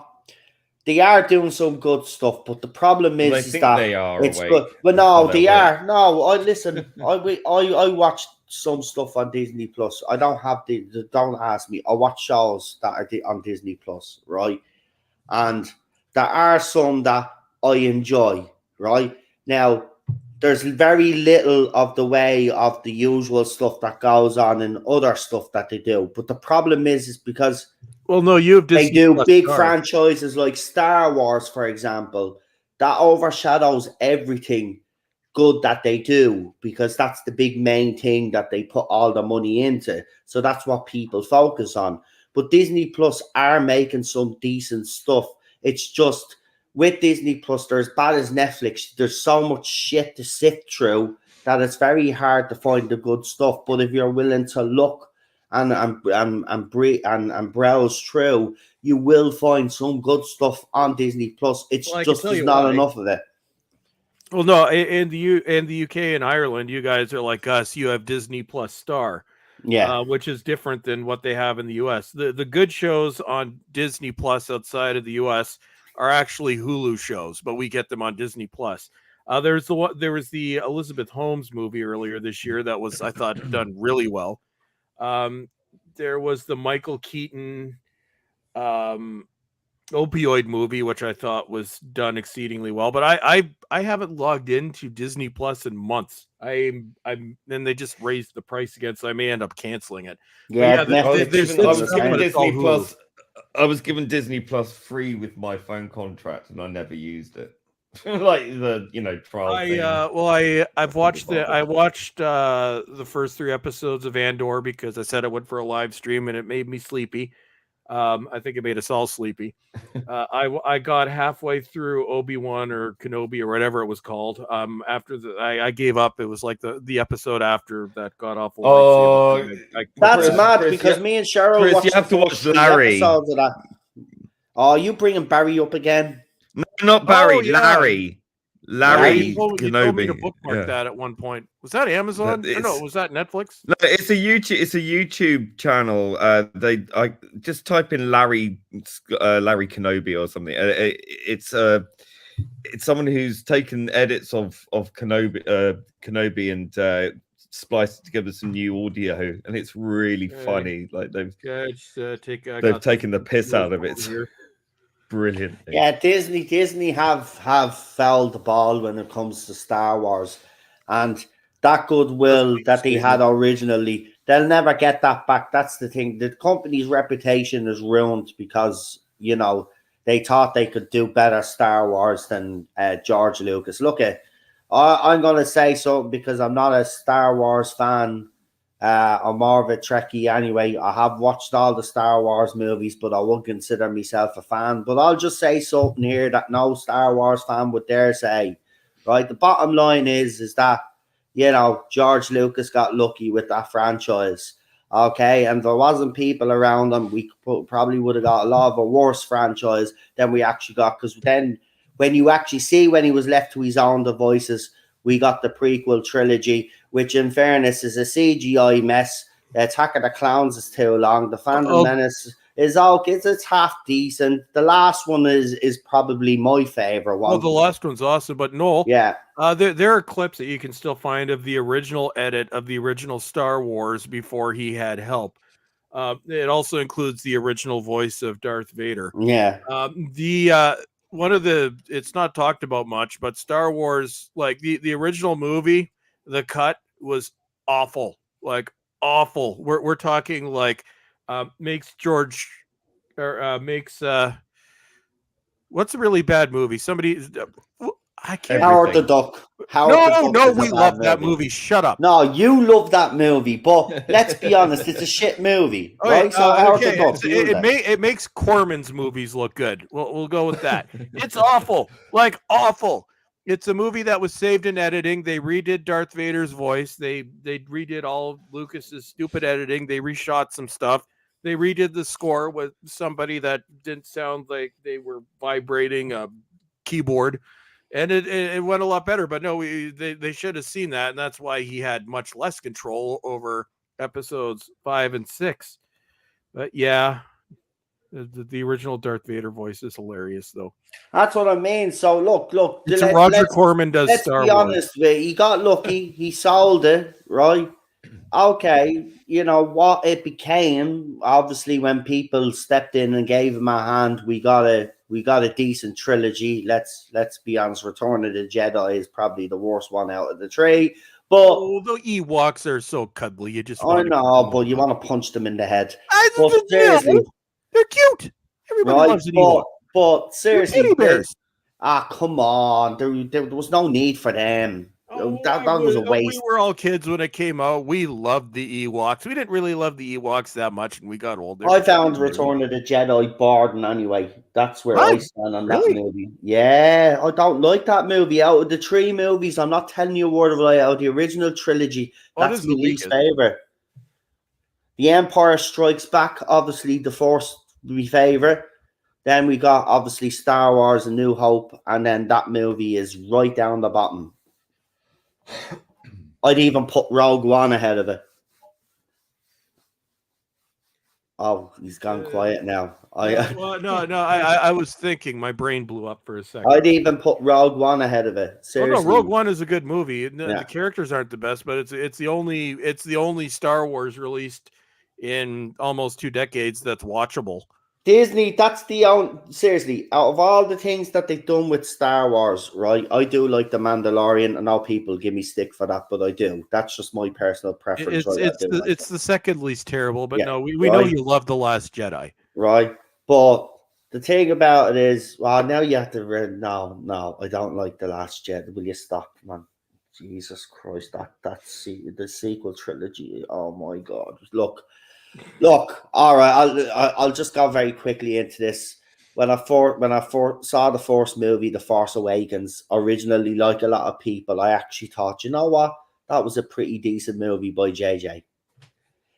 It was only weeks later, and when you think about it and you watch it again, you're kind of like, no, it does not hold up on rewatch. Right, it doesn't. It doesn't hold up. Last Jedi. It doesn't. No, it doesn't. The first time you watch it, right, it's like with the Star Trek as well. Now, I do love the Star Trek movie. I'm not going to lie, and I still defend that movie down to the ground, right?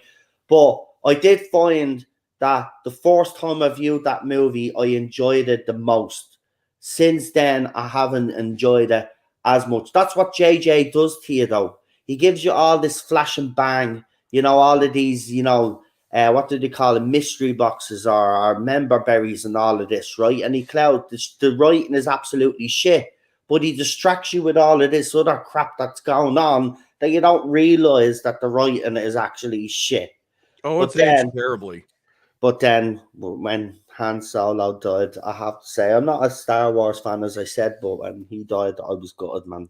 I was gutted. Dude, if you think it's bad now, or if you think it was bad then, try watching it now after seeing where it went. It's actually it's boring. Like, it is so boring now.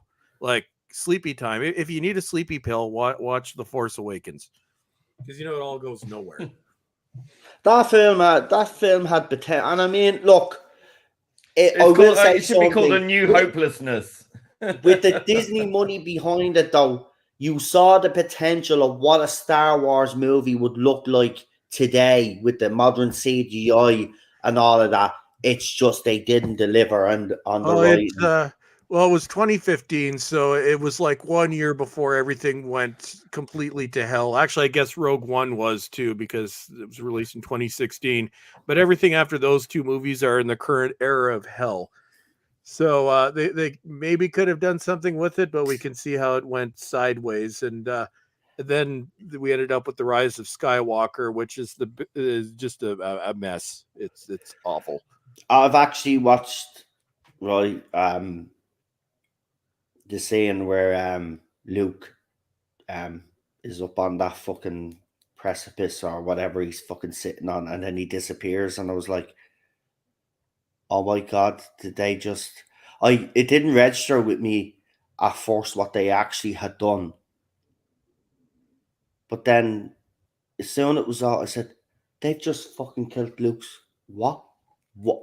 You killed Luke Skywalker off? The main character? You killed Luke Skywalker off? Now, obviously, what's her name passed away. Oh man, They spent more time on her than they Carrie dead than they Fisher. did on Like Carrie Skywalker. Fisher passed away, so we kind of know why she was. You know, obviously they did the CGI crap with her face. I think didn't they, or something? But Oh, that was so creepy. That's horror movie stuff. that's what I mean. That movie is a travesty. I don't know how people actually can defend that movie. I don't know how anybody can actually defend Disney full stop when it comes to Star Wars. Look, I might like Rogue One, I might like Mandalorian, but the rest of it is absolutely rubbish. Star Wars fans deserve better. And here's the sad thing about it. There are Star Wars fans that actually deep down know that this is bullshit, right? But they'll continue to watch and they'll say that they like it because they're so desperate to have Star Wars still out there and on the big screen. And that's the sad thing. And that's why the studios know exactly what they're doing. But we spoke about this. Bowlestrek spoke about this, or Cultivated. Chris spoke about this. Sorry. Lee spoke about it. We spoke about on his channel a couple of years ago. And we were talking about this very thing, about this whole trend that was going on with people being cancelled and all this woke that was going in. And we were given a time, we were trying to give a time period. I gave a less time period, but Chris has called it. Chris said that this will go on and continue for a few more years, yeah. And you know what? I'm shocked now because it doesn't seem that the momentum. Do you know what the worst thing that happened actually? The pandemic. I'll tell you why. When the Joker movie was released and when the Sonic movie was, it seemed like that the tide was starting to finally turn and Hollywood was waking up, and then the pandemic hit and it gave them some breathing space, right? You know, some shows and shit had to be cancelled, filming couldn't start up on things, you know what I mean? So they were all able to reset. That pandemic, there's your mum going. Oh, I'll be right back, Noel. Go ahead. It's his mum's birthday, so he's been trying to get in touch with his mum all day. So he's going to wish her a happy birthday. But that's the thing. This pandemic, man, gave them a chance to reset. And now they're just going to go. And look, see the stuff with DC. I don't see it getting any better. I'm sorry. Yeah, there might be clear outs happening. But if this young Superman is going ahead, right, you can imagine where else they have planned. And I don't think it's going to be any good, to be quite honest with you. It just seems to me that they're still not listening, even though they've cleared out the old regime, basically. They're just going to replace it with more crap.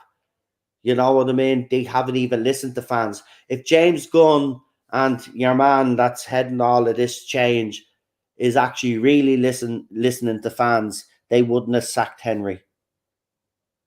Right? But they have. I don't care about Wonder Woman. The first movie, I agree with Chris. The first movie was great. Second movie was absolutely rubbish. And the CGI and that was, I won't even go there. That was fucking awful. And the CGI and most stuff, if you've noticed over the years, Lee, especially these last couple of years, the problems with Hulk, She-Hulk, and all of these other TV shows, people complaining, the staff complaining that they're not being paid enough, they're not being given the tools to do the CGI for all of the show. There's a simple solution. Stop giving these jobs to stupid people. It's that simple. You keep hiring. Is it? Yeah, but hold on. Is it the staff's fault?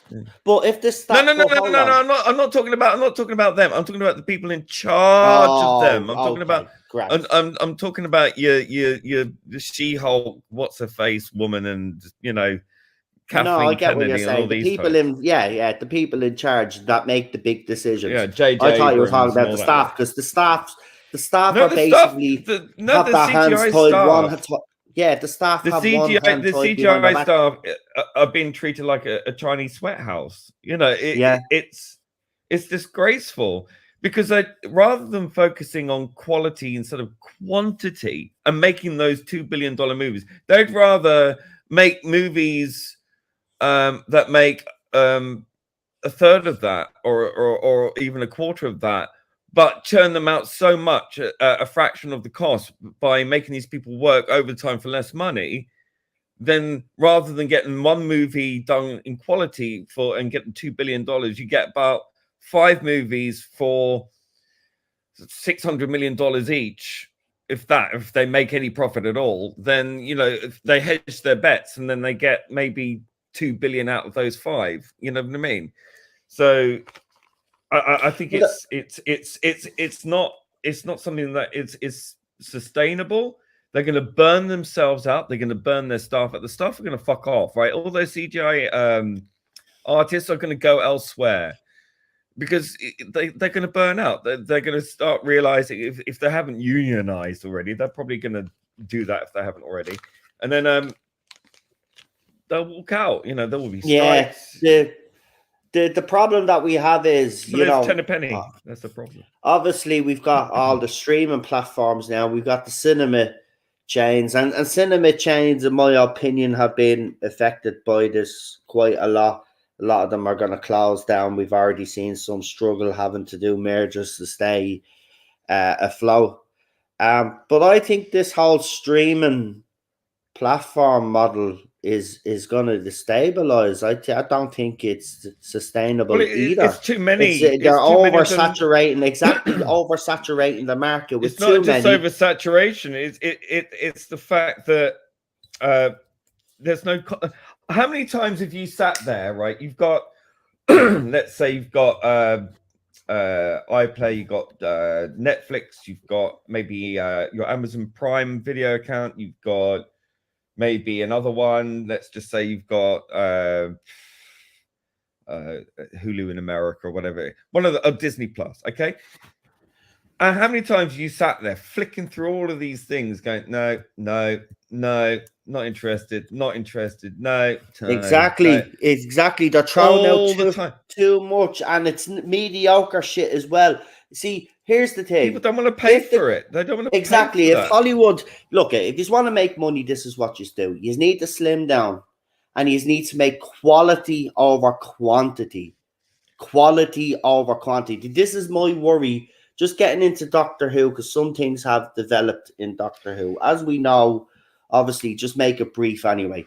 Right, so the rumor is RTD is going to be using the same model as all of these big streaming platforms and companies, right? So he wants to do an extended universe, spin-offs and all of that. But here's the thing. Here's my worry. If he goes and follows the same mantra as these other streaming platforms, we want quality over quantity. So I would urge RTD, make sure Doctor Who's on a solid ground, solid foundations again, right? And then if you want to do a spin-off, release a spin-off, wait until that's successful before you release another one, because what's happening with these other companies is they're not even waiting to see if these shows are successful. They're basically just throwing them all out, hoping to see which shows stick.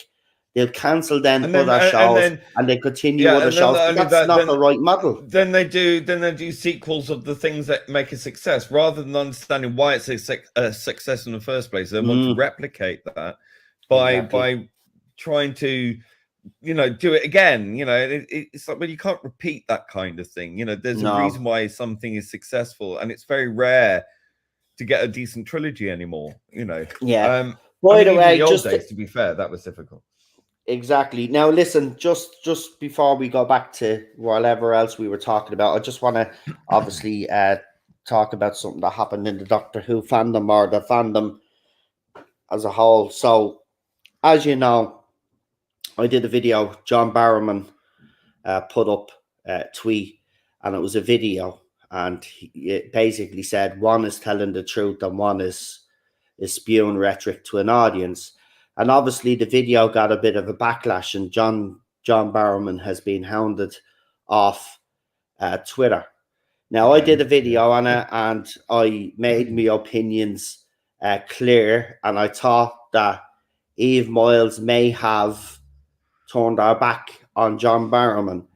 So here I am now with an update. So as I said in my last stream earlier today, I was going to address this. So here it is.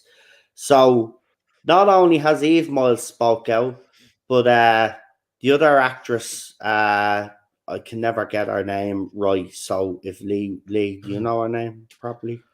The other actress. God, no, But I can never. No, I really don't. What's it? Nanori You'll get Mori or cancelled. something. Yeah. Anyway, I'm not good with names, right? Sorry, it's my speech. It's nothing I can do about it. It's a burden, but there you go. I have to live with it. Anyway, Eve has actually broken her silence on the whole issue, and she has said, and I will get the exact quote because I don't want to misquote the woman.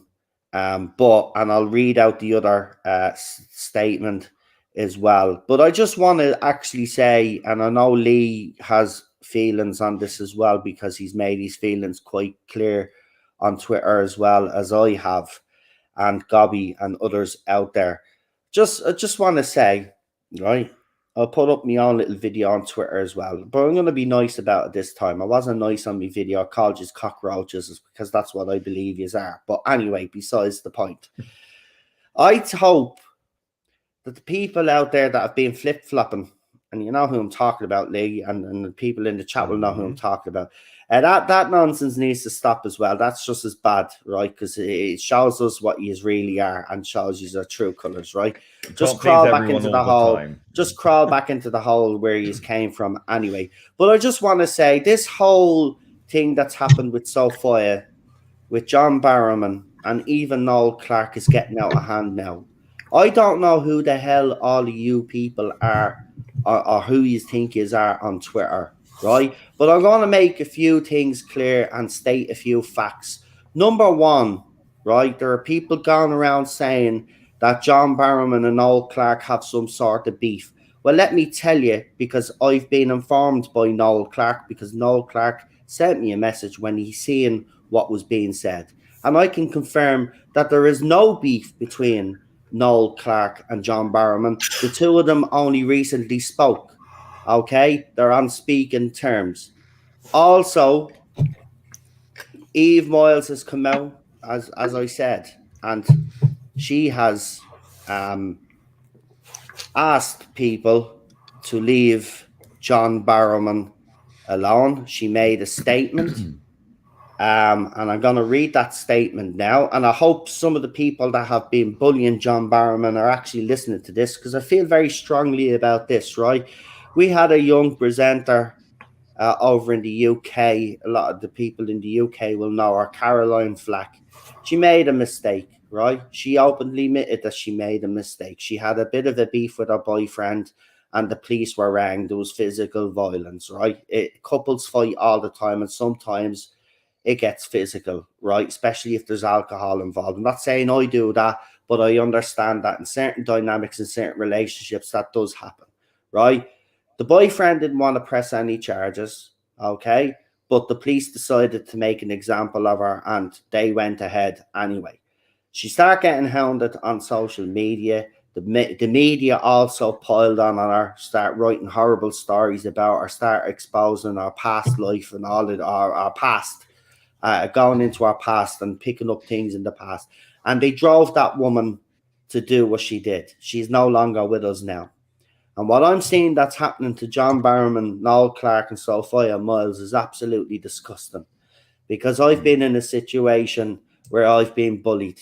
Okay, I was bullied in school. I was bullied. Well, I stood up for myself in college, but I was bullied in school, right? I used to be terrified getting up in the morning to go to school. To some people throughout my life tried to do the same. It's a horrible feeling. I've even had it now the last 5 years on Twitter. It's not nice. It has an impact on your mental health, right? John Barrowman even did the video, and it was a video not just to tell people how he was feeling.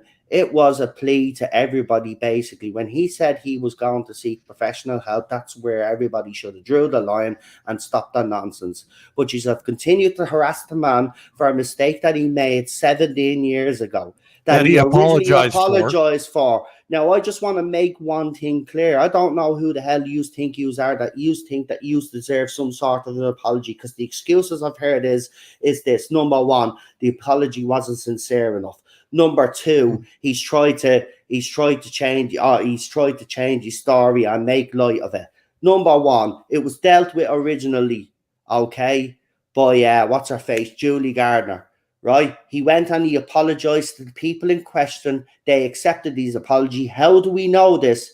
He was able to continue to work for Big Finish and go through 2 conventions. They even wrote a song and sang about it. Then when the Jodie Whittaker era was failing, you called on him, and you had no problem on him being called on to come in and boost the ratings, okay? And then as soon as stuff came out about Noel Clarke, right, you hadn't got the balls to go and say all the horrible stuff that you wanted to say to him, but you went and you turned on John Barrowman, because some fan posted a video of Noel Clarke talking about what he did, and because Noel Clarke was accused of stuff, you took it out on John Barrowman, and you have continued to harass that man.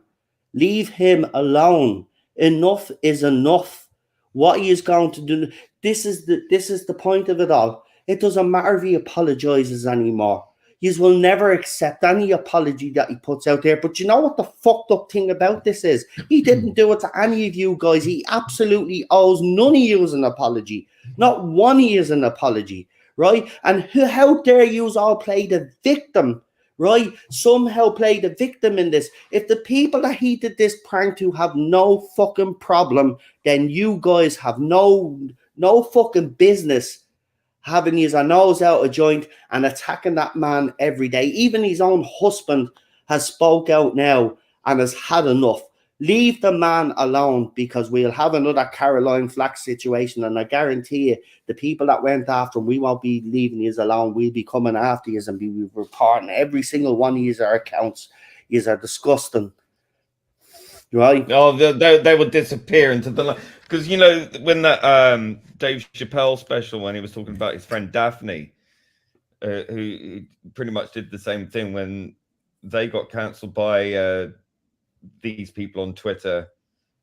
When what happened to Daphne, all those people who were encouraging this behavior and taking him on and taking Daphne on and then doing these kind of things, driving that person to what happened, to do what they did to themselves.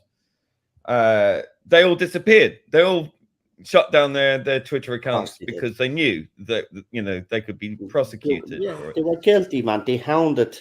Yeah, but here's the statement anyway. She says, "Hello, John and I have talked and all is fine. We loved working together, and given the opportunity, she says, would jump back into Gwen and Jack tomorrow. Please, can the hating stop? It's so upsetting, please. And nobody has approached me for a reboot. Sorry to say, have a peaceful Christmas, you all." She's a class act. Yeah. So that you know what? Absolutely. I have to admit myself, you know, I think there was something going on between the two of them, but the fact that she's come out and she has defended them, I'm glad. Look, I always have liked her. I love Torchwood. You know, I love Torchwood. I've always said it. I get stick for that, but I don't give a crap. I love Torchwood. I love Torchwood. I love her in Torchwood, but there is no Torchwood without Captain Jack, and I want to make that clear. There is no Torchwood without John Barrowman, and if it happens, I'd be gutted, basically. Now, I'm going to find the other statement, but guys, do you just want to add, Lee, I know you and Chris, I'll give you the opportunity as well to have your say on this if you want to. But Lee, you've seen the type of stuff that has been aimed towards John Barrowman, Sophie and Miles. You've even been at the receiving end of it. I have. You've seen what impact it's had on people. I mean, can you just explain to the dumb shits out there that do this what impact it does actually have? Well, I mean, it seems to me quite strange that these people, for want of a better word, have taken it upon themselves to be the arbiters of morality. Not because they themselves are moral, it's just that they themselves can't be seen to be immoral, because they have a particular group mindset that is politically motivated. It's not only politically motivated, because I don't think they're smart enough to be political. I think they are wayward. They're easily absorbed into a subculture of peer pressure. They want to project onto someone else because it takes the attention away from them, but it also gives them attention in a way that it shows that they are on team A or whatever it is, which is fundamentally a bunch of people who spend too much time being on Twitter, being addicted to grievance. They have they're part of an orgy of puritanical zealotry. They believe that they are somehow purer than everybody else, that they're on the right side of history because they've been told they're on the right side of history over and over and over again. Because they act en masse, they have safety in numbers, they follow the herd. So they don't want to stand out, but they want to be, you know, they all have the pronouns, they all have the flags, they all have the things, and they animate pictures, and they all sing from the same hymn sheet, they all look the same, they all sound the same.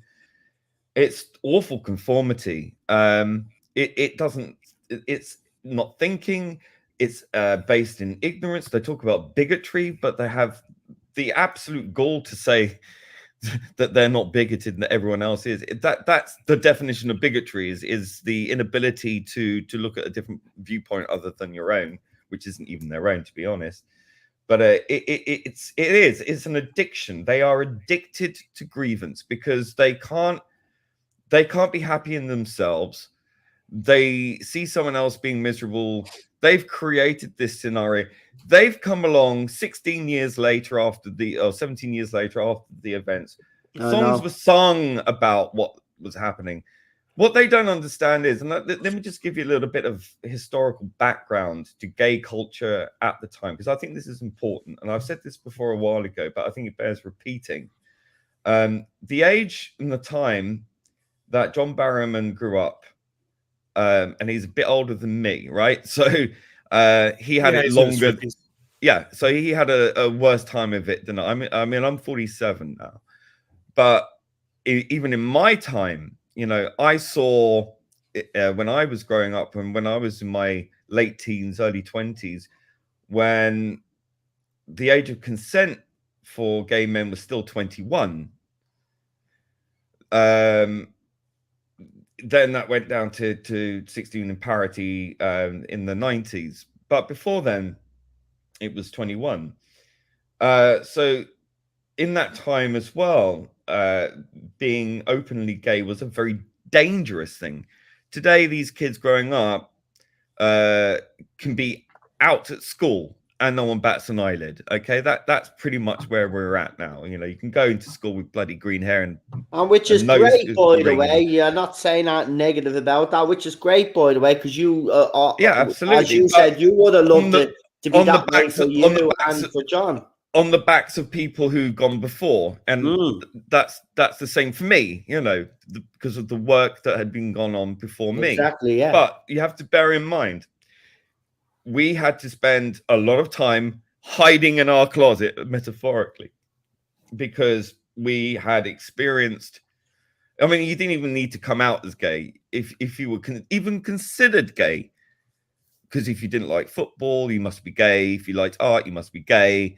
You know, all these things was me. So it was like, obviously, boom, you know, even before I even knew what it was. So I was bullied at school. I was physically attacked multiple times, just for looking gay, whatever that means. Like, I mean, you just had to wear, a particular style of coat, and that would be enough. So this was what it was like growing up in the 80s and 90s, early 90s, particularly in the late 80s, and that was my experience. Now, John Barrowman obviously been around a bit longer, so he's obviously experienced that to a much more lengthy degree. So, and that's another thing. The word queer gets used today quite a lot. And for me, that word rang in my ears as I was having the shit kicked out of me. Yeah, it's an offensive word, man. It is being spat on whilst that word was shouted at me. So when I see people using it as an identity, you want to talk about triggering, that's fucking triggering, but no one gives a shit. You try and explain this to people today and they're like, and it's an identity, you contain that. They don't care, right? It's all about them. It is narcissistic. Yeah. It is a culture of narcissism or experience. But I will just go on. Go on. No, go on. Finish what you say. I don't want to, because I want to read this statement. The point I'm making is, with John Barrowman particularly, is that when you've been brought up in a culture that is not just frowning upon your sexuality or your identity, as it's now referred to. Yeah, I know. It was physically violent and dangerous, extremely dangerous, especially if you're living in a certain parts of urban areas or in small towns or in small villages or whatever, particularly. So anywhere, basically. But there was a liberation in the mid sort of start of the early 90s to the mid 90s, particularly, where it was more accepted. Gay culture was still a thriving underground subculture, which I still believe is where it's best. It shouldn't be mainstream. It shouldn't be plastered on people's cornflakes and plastered rainbows on white houses and things. It's for me, that's sickening. I abhor that because it becomes now a supremacist movement, right? But back then it was liberating because it was still underground, it was still thriving, it was a buzz about it, it was fun, and it was safer, and things were changing, and people's attitudes were relaxing, and it was getting better and better. The age of consent lowered, and we had parity, and it was getting there. It was getting there. So the thing is with John Barrowman is that he's obviously probably had that growing up, and then finding that liberation in the 90s, the 80s and 90s, probably the 80s for him more so. So we've been at the really cutting edge of it at the time, but he would have experienced that liberation, that freeing experience. And back in the day, I think if anyone sort of gay or whatever they call themselves these days was in a gay club back in the 90s, they'd have a heart attack, like, because it was louche, it was very lewd, louche and fun and free, and no one gave a shit, right? Everyone was off their rockers, having a great old time, right? And that was extremely liberating. There was a huge cultural explosion of freedom and liberation and sexual liberation and freedom. Obviously there was the AIDS pandemic in the 80s, so there was that excess then, but it was still very, very much underground, very, very niche and very hidden, and and hush hush. But it was much more freeing in the 90s. So there's a lot more people gravitated towards it because it was much more open. So if you look at that context of the time when that was happening, there was a freedom, a liberalism, right? What we call liberal today is illiberal. It's nothing to do with liberal at all. Back then was very liberal because it was, exactly. It's the antithesis of liberalism. So John Barrowman is the poster child of liberalism, if you like. He is an exemplar of that freedom, that liberty, that expression, and being gauche and being lewd and being very playful. And it's not sinister. He's not being sinister. He's not being predatory. I mean, gay men don't generally sexually assault women I mean, if you go to a gay club, believe you me, women do sexually assault gay men. You can't say that word.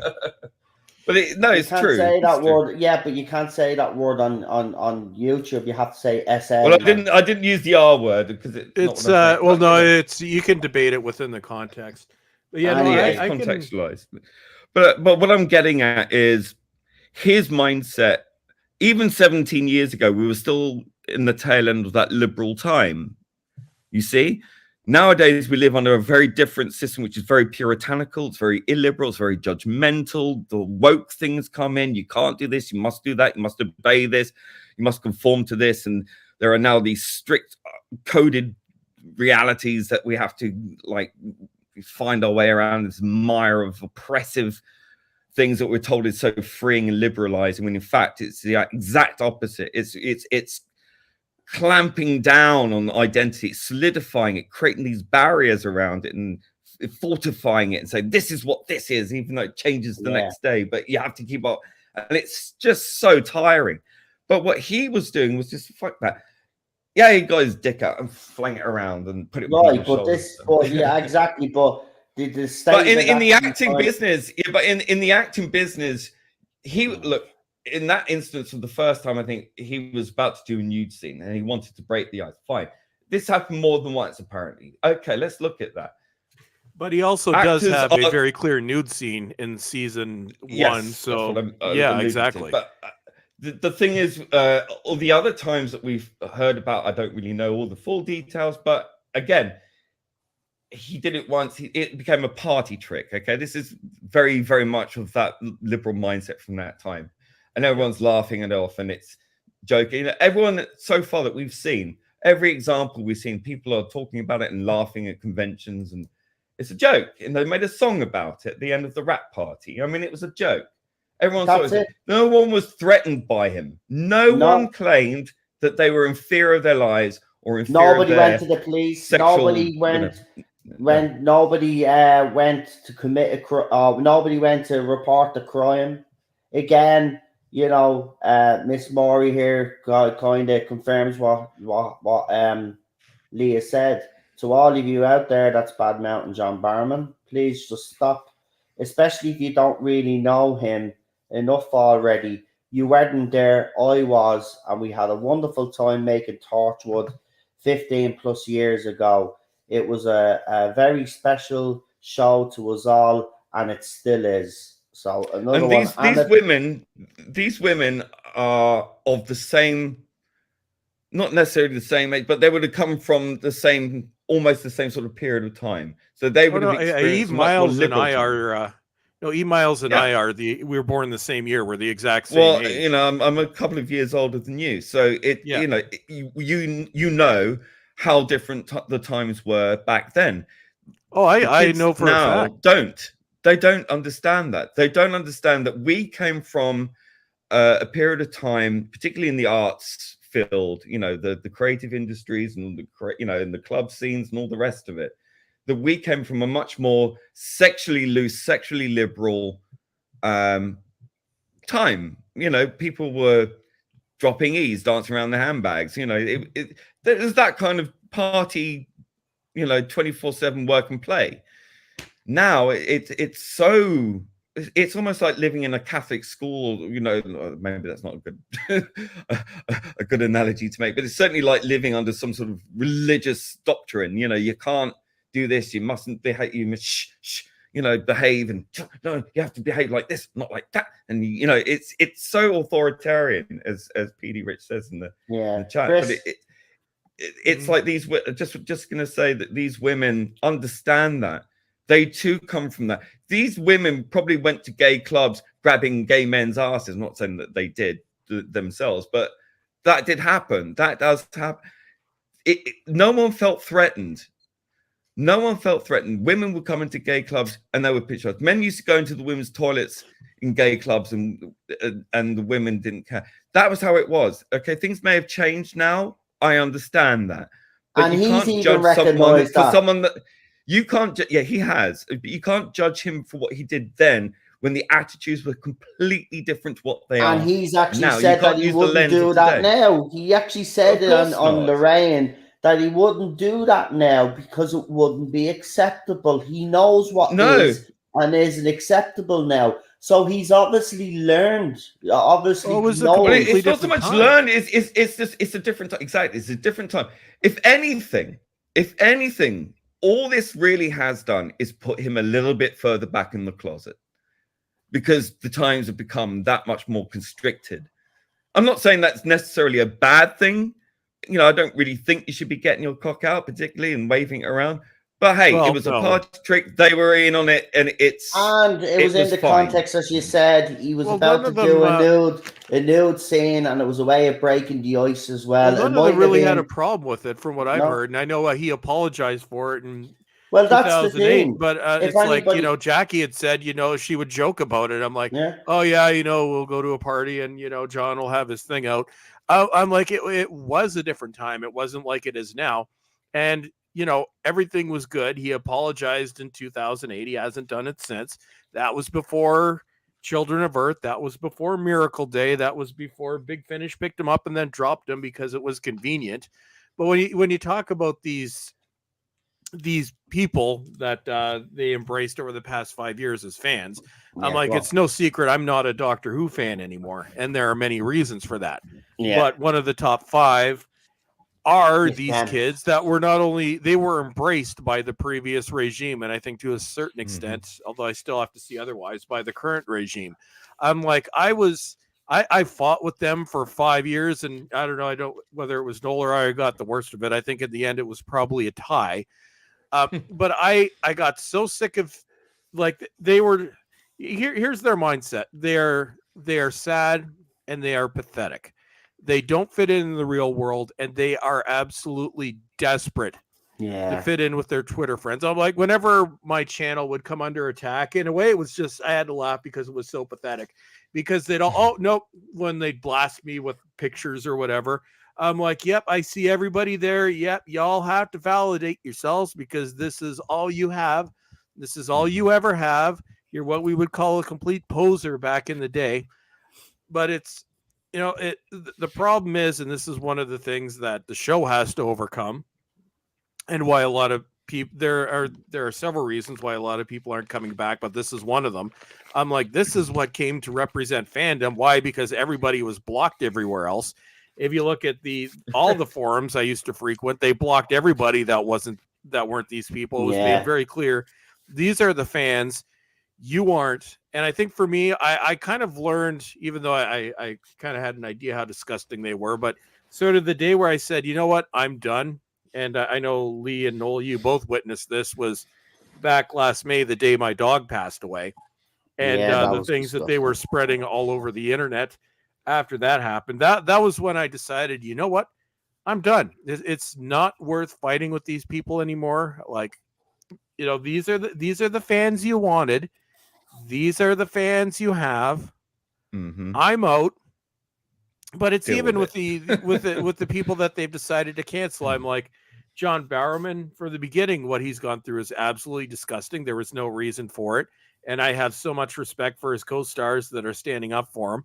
Noel Clarke, based on completely and now basically proven false allegations, he didn't do what he was accused of. We know that for a fact. And they won't give the guy a break. It continues going on. And even though I don't comment on it anymore, I still see this absolutely disgusting stuff coming across my Twitter thread. Well, it's the herd mentality. It's like, okay, they still think of themselves as the cool people. And I'm like, you know, when you're going at, well, they're not. Like, I guarantee you meet any of these people in real life, they're not. They have their Twitter friends, and that's it. But I think what Noel said is right, especially in the case of John. You know, it's in many ways you can see, especially early on, he was able to brush a lot of the stuff off.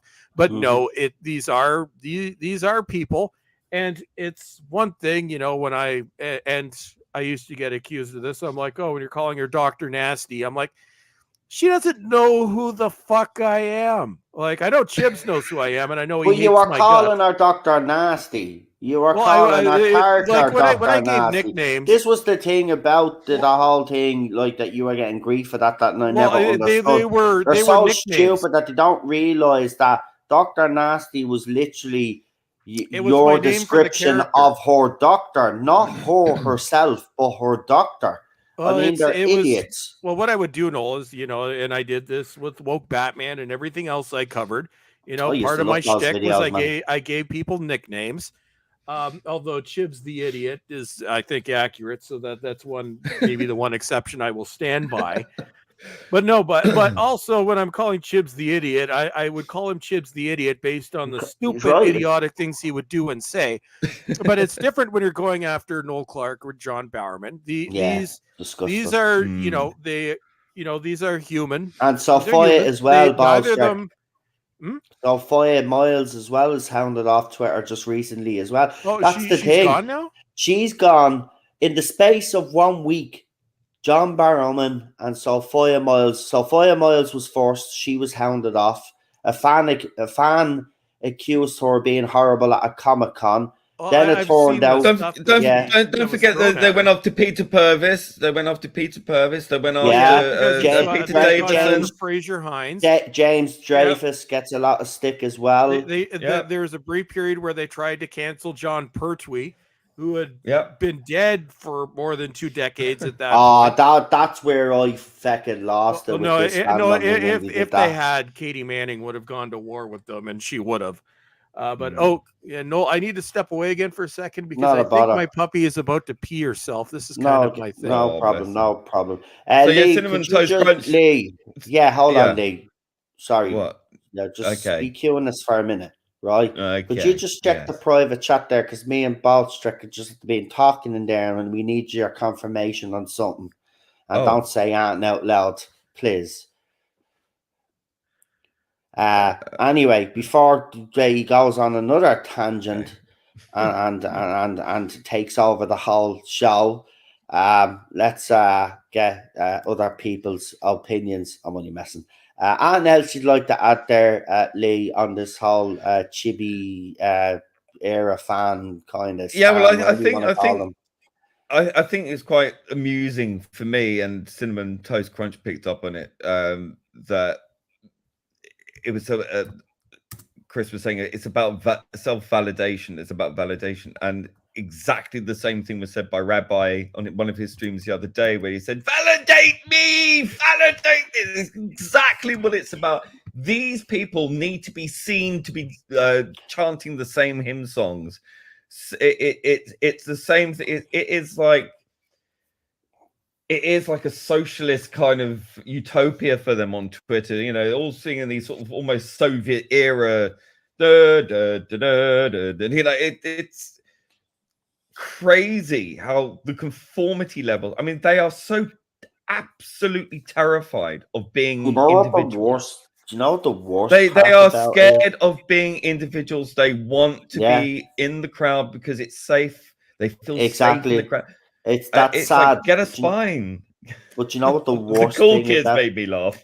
But you know what? Do you know what the worst thing about this is, though? Go on. Is the stuff that they post, but for example, we'll just use that we don't want to get too bogged down because we do have him on the channel as a guest. But just briefly, we've seen what happened with the news, with the media. You write an article about a certain actor, and then bang, all hell breaks loose. The actor is basically cancelled and loses all from a headline. Like all from a headline. But you know what baffles me the most? After John DeWhite had done his thorough investigation, and he put obviously, all basically what he did was he showed us all the holes in this article. And now obviously, as we know, if you go in and type into that article, it'll tell you that it's under legal review or whatever they do. So now it's already started. So, but this is the thing that's mad about it. Even after he put out his video to say no crime was reported and all of that and verified by detectives and all of that, these people are still going around repeating the same. And it's the same thing, Lee. That's the thing that you said it.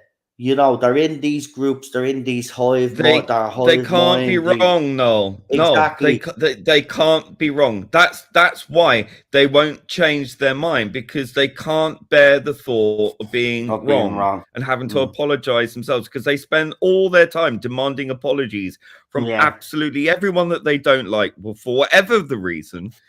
And when it comes to them giving one out or showing any ounce of humility or mea culpa, they can't do it, because they can't fail that purity test, because it will show them for what they actually are: horrible little people who have horrible little lives, who want to do horrible little things to horrible people that they deem horrible.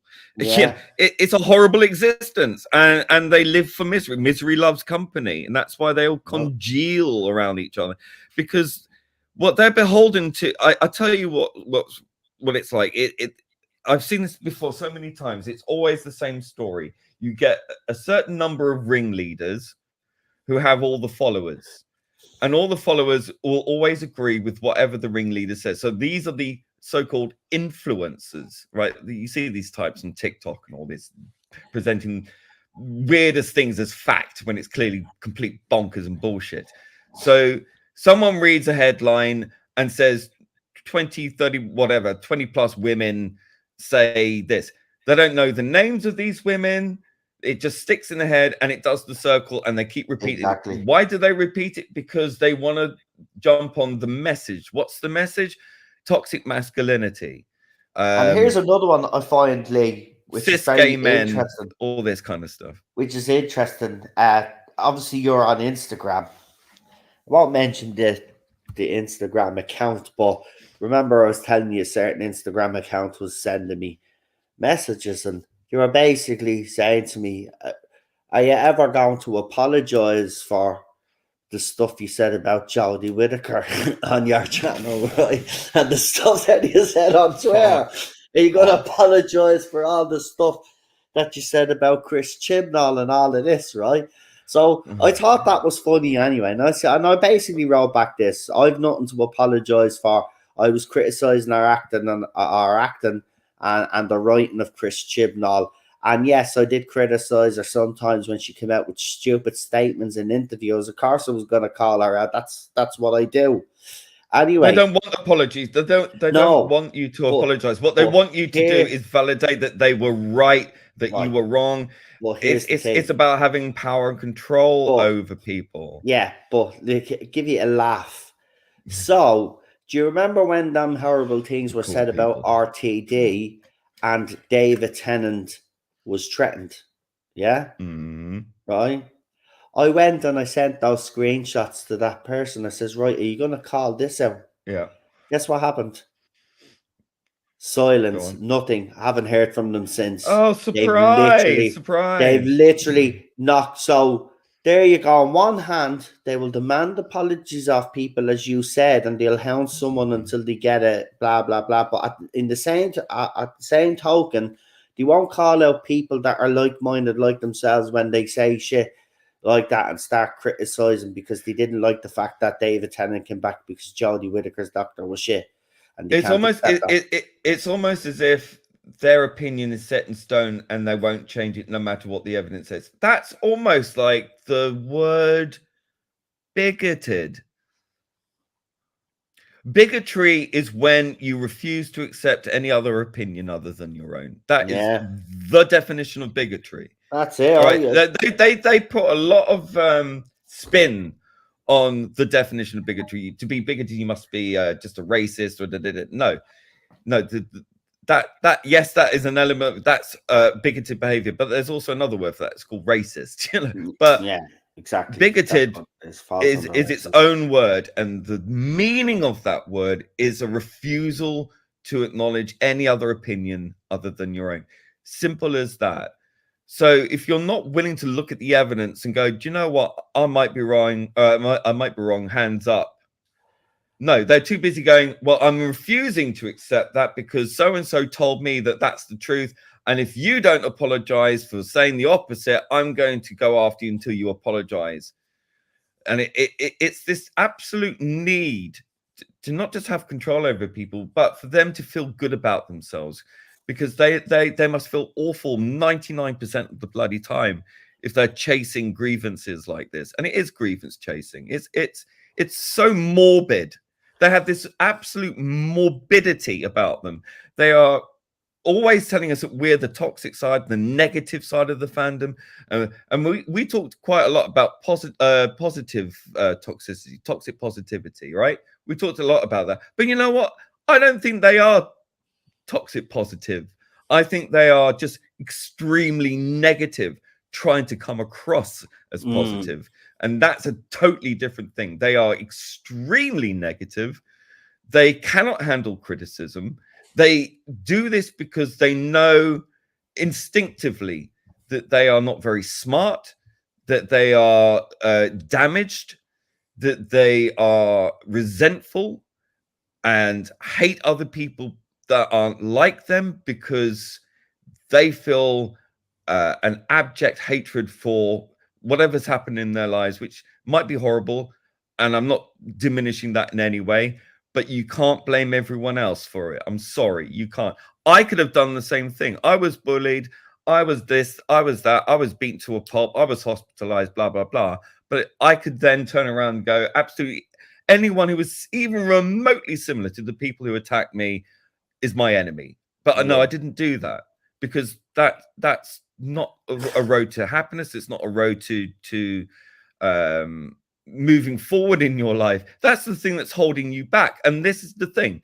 They're being held back emotionally, intellectually, socially by a grievance that they have against society, and they're projecting that on everyone else because they cannot handle it.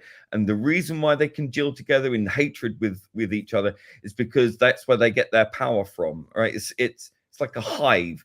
So they protect their queens, you know, their chosen ones, and they get their knights in armor doing, you know, it's a siege.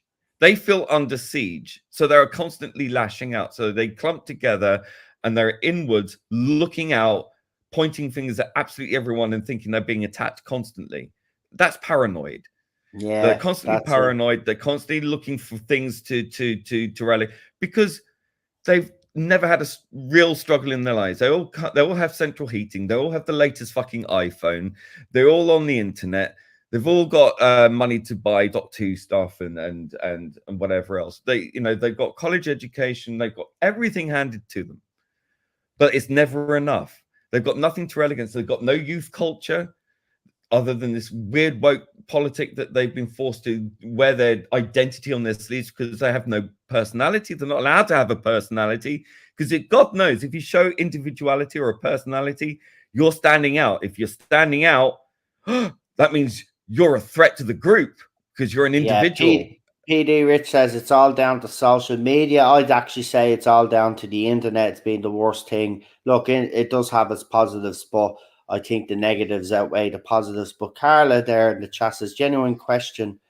Are all women doing this or men too? No, there's male feminists out there that are pushing this narrative as well, and they're nasty pieces of work as well.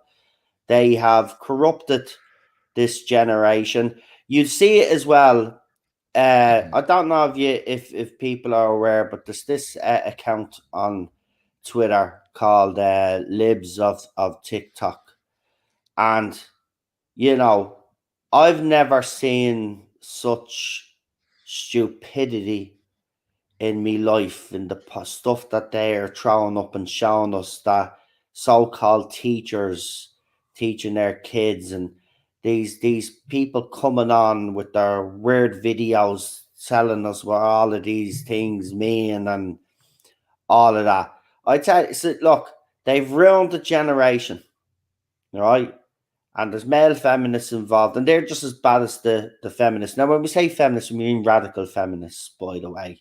Feminists, my wife is a feminist, and she's not a raging lunatic like these radical people. Well, no, she's a traditional feminist. Yeah, she's a traditional feminist. She believes in proper equality. It's not what, you know what I mean? It's not the way it's been, the way it is now, being skewed now. You see it an awful lot. Men are bashed quite a lot in today's society. And, you know, some will say, well, suck it up, bitches, because we deserve it, you know, for, you know, generations of men treating women like shit. Well, sorry, got something to tell you, you know. It's going to be a bit of a shock for you, but that wasn't us. And, you know, we've come a long way. I think men have actually come a long way in society. I'll stick up for us. I think we have come a long way in society. Yep. I'll give you a laugh, right? In Ireland, when my daughter was born, right, there was blokes wheeling buggies around with their partners and their kids, right? Not a bother, right? But see, me dad's generation, that wouldn't have happened. The woman wheeled the pram. She did the cooking, you know, all of that stuff. It was different when I was growing up, right? Blokes were cooking, blokes were cleaning, they were changing the babies' nappies. You know, men have come a long, long way. We get a lot of fucking crap. We have come a long way, right? But you hear the radical feminists today, we're all evil. You know, Lee will tell you, we've seen some absolutely disgusting stuff from these so-called radical feminists saying, I think I'll deliberately get pregnant just so I can have a boy and find out it's a boy so I can have it aborted. I've seen that post on Twitter, and I've seen many more like it, right? And then Lee deals with his own stuff on Twitter. He has to deal with a lot. He's being told who he shouldn't be sleeping with and all of this, right? And he sent us a whole PDF of stuff, screenshots of all of these different tweets and stuff that people were putting out there, and it's the vilest of stuff. It's the vilest of stuff. I mean, all these from progressives, by the way, not right wing Christians. You know, this is coming from the so-called progressive left. Well, and you can break it down a little bit too, because you know we're all in our 40s. We have seen society change, and we were very close to true equality. I think in many cases we were. I'd say 90s. By the first half of the 90s, but definitely by the first half of the 2010s. I'd say, you know, around 2010 when things were normal, you know, we didn't look at some people still did, but they were the minority. But for the most part, we didn't look at people for the way they were born, you know, and it is a Gen X thing. You know, we grew up, we took people on a, you know, we looked at the person, not what they became. And because we were looking at individuals, we were looking for individuals. But the switch happened, and the nightmare that we're in right now the spark seemed to have been lit in 2012, and the others and the pendulum just flipped, where it's like, okay, we're all getting along, and then it's like, well, no, okay, so you people, because your ancestors, not you, even though they'll say it's us, but your ancestors were the oppressors, and yes, they were. We can all look at history, but it wasn't us. But they decided to turn the pendulum, and suddenly we became the target, and it happened very quickly. Like you watch movies from say 2012, just 10 years ago, you can see it's a completely different society that now no longer exists. And the switch into insanity happened around 2015, 2016, where we ended up in just what I will call the hateful society that we're living in now. And replacing one type of hate and discrimination for another type of hate and discrimination doesn't solve anything. You make the problem worse. And at this point, society is so disjointed, and especially over here on my part of the world in the US and in Canada, politically split right down the middle, and both sides absolutely hate each other. They've created a situation where I don't know if we're going to get out of it. Like, is this the fall of modern society? Well, look at the fall of Rome. There's a lot of similarities right now. And I have no answer for it, but I've seen it. I covered it for years. I have exited the conversation for the most part because I was just tired of having it. Like, you look at my Twitter account, my current Twitter account, I rarely touch on it at all, because I think for a lot of us, okay, we have to look back at the things we enjoy in life, because society as a whole is fucking awful.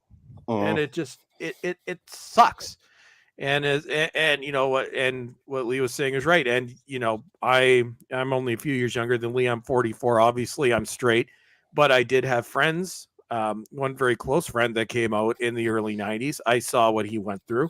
I saw what even I went through because I was standing up for him, and there was more than one physical altercation with other people because of it. It's like these kids today, they don't know what actual struggle is because unfortunately Generation Z has never had to struggle for anything in their lives. Absolutely. And individuals have, but the generation as a whole, I'm like, they didn't experience what gay men and women went through 30 years ago. And those of us that did experience it see it very differently when they're claiming oppression. I'm like, they're no, a generation that's no been given everything. It's a generation that's been given everything, and they want more than what they've been given. I have to slightly disagree, and I'll tell you why. I'll tell you why. Like, what we class as struggle is a different struggle to the current struggle that is going on now. I can't imagine living in today's society as a Gen Z, having to walk around on eggshells around each other 24/7. Yep. The level of peer pressure online, in person, with all these pronouns things. If you say one thing out of line, you are at risk of losing absolutely everything socially. Now, I think that is a struggle, and I think that it's a different kind of struggle. That is exactly. I think the biggest. Do you think they're under pressure? I think the pressure, biggest. Basically. Wait. I think the biggest pressure currently that this generation faces is a severe mental health crisis.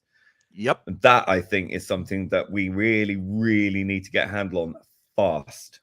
Well, we're enabling it. That's the problem, and we see that yes. Yeah. And it's our generation that enabled it. Don't forget. Well, no, it's really. See, this is what pisses me off. Well, the millennials I'm Gen X. More than anyone. Well, I'm we're Gen X. Several of us don't have kids. I don't have kids, but this is one thing that mystifies to me. It was our generation, like younger baby boomers, but predominantly Gen X. These were the parents of this generation because the millennials are in between us. And, our generation, we were the most free thinking. We were the most accepting across the board. And I just, it's something that I can't compute. So how did Generation X be the generation that raised what we have? I'll tell you why.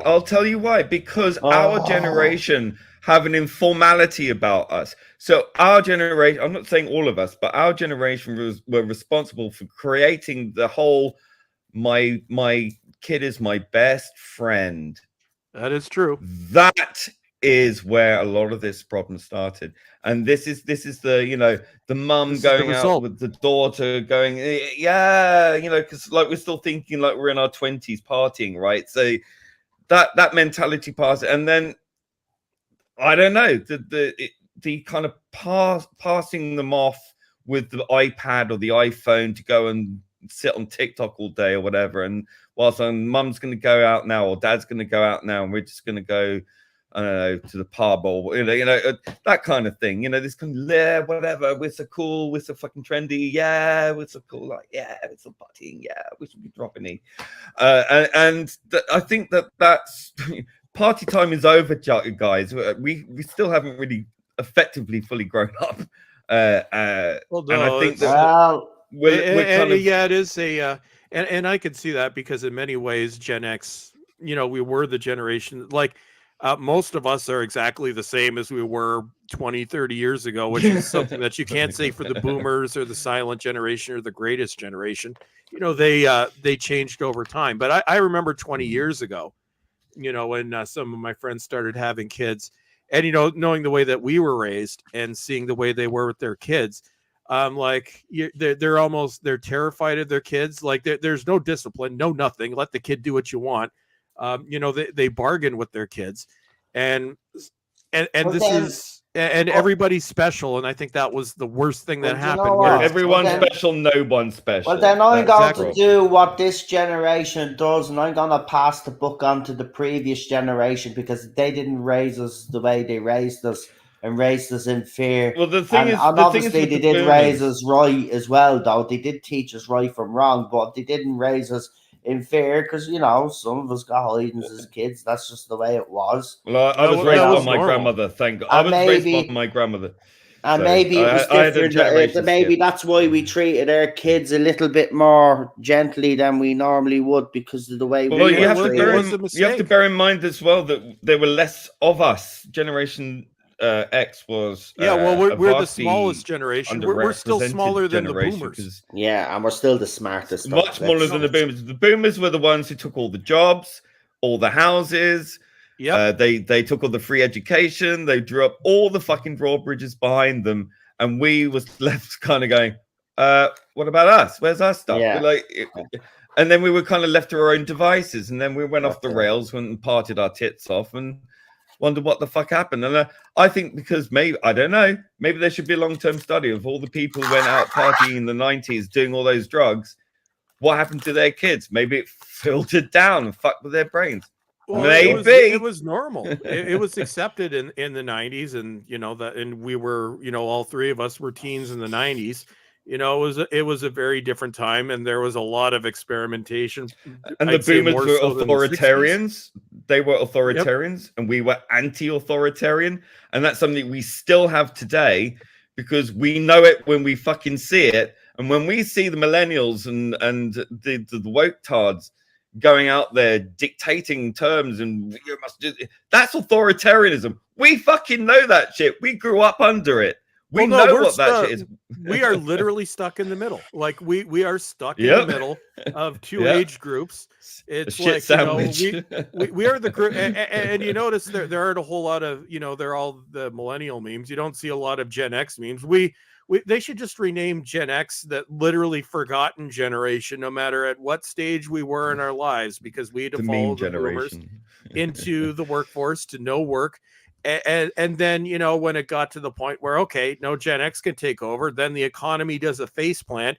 Then eventually we get completely sidelined by the younger generation. So it's like, yeah, no, it literally. It's never our turn. Have you noticed? Yeah, no, it never was. It was never our turn. It's like you're growing up and like, you know, one day when you're older, you'll get respect. People, you know, the younger people will respect you. Until then, shut your mouth. Then we got older. It's like, you know, can you not do it? Shut up, you old bastard. You know, like, I mean, hello. No, and I've tried to figure that out. I'm like, Gen X as a whole, when did we ever have it? We didn't, because the boomers never retired. So by the time we got older, well, they were, most of them are still working. So we were never able to, you know, lead society like every other previous generation has. And I think there is a lot of bitterness by like, no, okay, when it was supposed to be our turn, we were completely supplanted by these younger kids. Sidelines. And I'm not gonna, and I don't want to say all Gen Zers are like this, because I have met some that have a head on their shoulders, and they tend to be the ones at the higher end of the spectrum who could see through all the crap. But it's like the world is fucked. That's why I just like my classic horror movies, and I'll just stick with that and be less sad. That's it. Well, look, guys, we're gonna have to leave it there for tonight. Yeah, I was about to say we've been going for a while. We'll have to save the Panasonic versus we will, but Sony thing. we might as well tell you now. So this is what's going to happen every Friday. You're gonna have the same three people here. Myself, Lee, and Chris are going to be here every Friday, which obviously where it's possible for the whole three of us to be here. That might change in the future because obviously Chris might get a little bit busy. Lee might have other stuff coming up. But for now, the three of us are going to be here again over the next couple of weeks. Now, next week is obviously in the UK, it's Boxing Day. Lee, are you available on Boxing Day, or will you be visited by friends, family, or are you doing anything? I don't know what the story is there. So, if you're available, are you available Boxing Day? Yeah. Is it Boxing Day? No, no. Next week's the 23rd. No, it's not. Is it? Yeah, it is. This is the 16th. Oh, okay. Oh, you're gonna screw that up. Yeah, I've gonna screw that up, right? So we'll be here the day before Christmas Eve, the night before Christmas Eve. So come and join us for that. So then we'll be back the week after, which will be the New Year, which will I'm still getting confused. I'm gonna shut up now. Anyway, we will be back. We'll actually have two more streams this year, and then obviously then the third one will be next year. I'm getting confused. Then we'll all cancel each other and never speak to each other No, again. we probably won't. But there you go. Yay. But anyway, yeah. So that's what's going to happen. So we'll be here every Friday, the three of us, doing our thing. Yelling and at obviously electronics. now, lads, now that we're doing this now, so obviously tonight, obviously I was able to kind of steer the conversation. So if there's anything that you guys would like to talk about, let me know, because obviously I've set up the chat with the three of us in it now. Let me There's know. mediocrity of Panasonic, but that's for another time. Yeah, but I mean, if you want to do that as well at the end of the stream, we can. But if there's any Yeah, serious Sony, topics out everyone there, has, and that you see during the week that you wanna talk about, just throw it in the chat so I can put the links up maybe, and then we can discuss it then on the night. But we'll be here every Friday night with Friday night contact. I actually like that. I actually like putting Friday night in front of it instead of the zone, because everybody's getting sick of the zone, everything with the zone in it. So Friday night contact, and as you've noticed, contact is bigger than the rest of it, because that's the way Lee wanted it. So we're sticking to that. But anyway, we let the lads do their channel shout outs, and we're all going to head off. But I want to thank you all in the chat for joining us this week.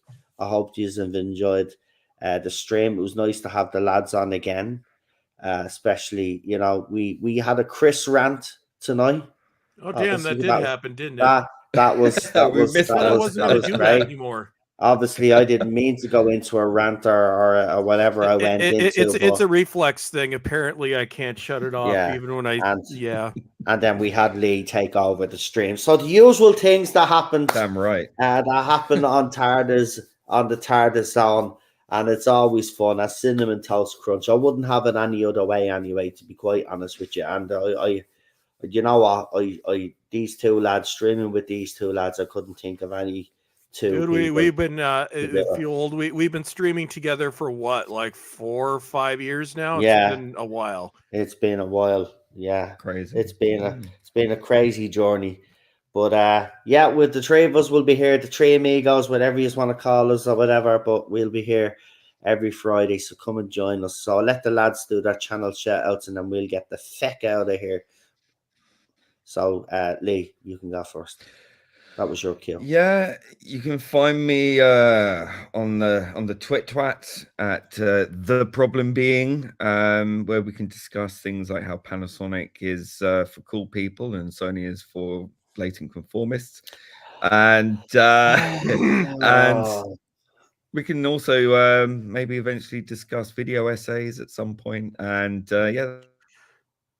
And that's what I do when someone talks shit. Thanks, man. Yeah, goddamn video essays. So Leah's canceled. Authoritarians, tyranny. Go ahead. Infamy. Go on. And obviously on Instagram at audio visual, same as my YouTube channel. Thank you very much, Lee. Be a pleasure as always. No mess, man. That's bitch. Feck off. Slap the head off you. Shut up. Feck off. Anyway, by the way, Panasonic is shit. We'll go on to Mr. Sony himself. So you can catch me at the Sony channel, and you can't even buy Panasonic in North America because they ran away like a little pussy like 8 years ago. So down with Panasonic. What was it? 1.9 million Sony TV, Brava TVs recalled? Was it? That's because they sold. So they sold. No, that's because Sony realizes that there's a mistake, they'll get it fixed. But anyway, so you can find me at horror _fan 1978. I no longer do any of the other stuff. I don't do the Facebook. I killed my Facebook account and everything else. Let's see. So I know I did say I was going to revive the channel, but I didn't end up having the time off that I thought I was going to have. So that's just now an archive channel. So I'm now a streamer. So I guess you can now catch me at 2 regular live streams a week. So on Fridays, I will be with Noel and Panasonic Boy. And on Saturdays, starting back in January, I will be on Spacebook every week where we discuss things. So you can put up with me on Fridays and Saturdays. And my channel, maybe by 2050, will finally get rebranded. And that's me. Thank Also, you. Sony's awesome. It's a Sony, Panasonic, poop. That's Panasonic it. That's it. make And beautiful we'll be TVs. back, obviously, doing what we usually do. But on the 3rd of January, I'm going to keep mentioning it anyway so we can get people to watch because they do be fascinating streams. But join me, and I do love what Chris has called Lee now. So I'm going to call Lee Panasonic Boy from now on. So join me and Panasonic Boy with Noel Clark on the 3rd of January for what was it again? It's called a live stream where you talk about things live on the internet. It's what was the movie we were watching? Running Girls. Sorry, how did I not get that bleeding fucking thing? Yeah. So yeah, he wants to do that movie next. It's Noel's choice, which is great because I got to pick the first 3 movies. Obviously, it was me and Lee for the first one, but we got him for the second one, and then he came on the 3rd one, and then all of a sudden it snowballed into, oh, let's do another one. So it's happening. Can't believe it. So yeah, and they do be fascinating streams. If you haven't checked out Brotherhood, please do. It was a great stream. The 4th stream was absolutely brilliant because me and Lee were nervous as fucking, well, I was nervous as fucking hell. I think Lee kind of got the swing of it pretty quick enough, but I was nervous. But it went off without a hitch. Fast Girls, that's the one. Fast Girls, haven't seen it in years. I get mixed up with the title all the fucking time. Anyway, we're going to be watching Fast Girls, and Noel has picked that one. So very interesting movie. It's a feel good movie actually. So it's going to be good. So join us for that. And PD Rich says Noel Clark is fascinating. He really is. He The is. streams are great, and it's good to have Lee Great with me guy. when I'm doing them as well. We speak to him backstage as well, and a bit more relaxed setting as well. And we've had some chats as well, so it's grand. It's great. It's great, I have to say. So join us for that anyway. I didn't say fat girls. No. I'd get cancelled if I said that. No, that would be Derry Girls. You know, they'd be talking about Yeah, I do like the Derry Girls, but yeah. I finally watched it, Noel. I do like the show. It is. It's very good. It pulls on your heartstrings, especially if you're Irish. It does gets to you. I think there's some good moments in that. No, I'm just Canadian. We're born depressed. Anyway, we're all born depressed. Well, with your prime minister. Yeah. Anyway, Well, then well, we now won't the get into supreme politics now. Do you know what they say? Yeah. There's 3 things you don't talk. 2 things you don't talk about in pubs: religion and politics. Same with YouTube channels. Gets too messy. Anyway, we leave it there. It's a good night from me. It's a good night from It's a good night from him. Panasonic Boy there, and Sony man. Sony No, man. it's the Sony Supreme. Oh, Sony I Supreme. knew it's supremacist movement. Oh, there we go. Underdogs rule. Who gave the world the Trinitron? Wasn't Panasonic. Who gave the world my fucking TV, which is better than yours. My TV is awesome. Mine is I more give awesome. it a name. Do you know what? Mine is Do you super know what? awesome. This would be good. The 2 years would. Do you know what? We should make you do a video to prove how good your TV is, Lee. And then Chris. Sorry, I still can't get that name out of my head, but we'll eventually get it out. It's okay. I'm formally bowlestrek. I've added it to my thing because everybody kept asking. Wait, is that the dude that used to scream at things? Yes, it's me. And I said I wasn't going to scream anymore. And how many times have I screamed during this stream? Well, you get into old habits, and sometimes it's good to get it all off your chest anyway. When you do it in bursts, it's healthy. It's when you do it all the time you do it. That's it. Get it off your chest. No, Lee, you cannot say that. You're being cancelled now. see. No, we'll have the lead demonetization counter for every stream. Yeah. Anyway, see, I didn't say bad words. I edited. I've had Mr. Brown's channel get a strike or something. just was talking the truth. It I doesn't mean, matter. no, You it have wasn't to a be strike. It wasn't careful. a strike. People's It wasn't a channels, strike. right? It Livelihoods. wasn't a Thinking strike. that I'm when you come joking. on. It wasn't a strike. Right, it doesn't matter. He challenged it. It was fine. But yeah, I'm also on Mr. Brown's channel on most Sundays as well. You can check that out. Anyway, we're going to leave now before this descends into an argument about Sony and Panasonic. But here's my 2 cents. Panasonic sucks and Sony is brilliant as far as I'm concerned. There you go. Hashtag no rules. Thank you. I do, don't I? I really do. Anyway, I'm only messing. I don't have a big head. Well, I do, but it can still fit through the door. So anyway, who gives a fuck? I'm out of here. I'll talk to you next week. No, not next week. I'll talk to you tomorrow. Have a surprise stream if it goes ahead. I'll have a guest on with me, hopefully. I'll go on DM him now and see what the story is. But I won't tell you who it is. I'll surprise you tomorrow. But join me for the Christmas watch along tomorrow. We did a Christmas Carol today. Matt Smith's first one. We got to do his next one now, which I think is the Widow Wardrobe one, whatever the fuck awful one. Oh, that's terrible. But anyway. Okay. Why would you do that to yourself? Because just skip it. Because last year I promised with a couple of other channels to do Christmas specials, and we were going to rotate them on everybody's channel, but then shit hit the fan and people fell out and stuff, and it never happened. Oh, that never happens ever. Drama? So I decided that this year I'd actually stick to me promise and do them myself. So I've been doing them. So I started off with the Christmas Invasion. Well, my thoughts and prayers are with you for watching that.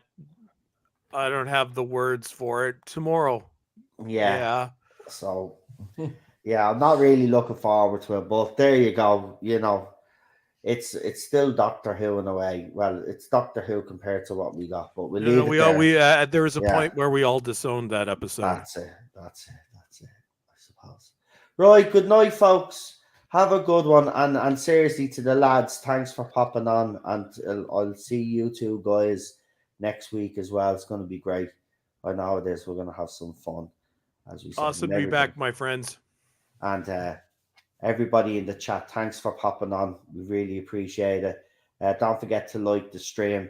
And as Chris said, go and catch him on Type 40 and catch Lee on Mr. Brown's channel and whatever other channel Lee pops on. Because you know what, you know Lee, he likes to channel whore.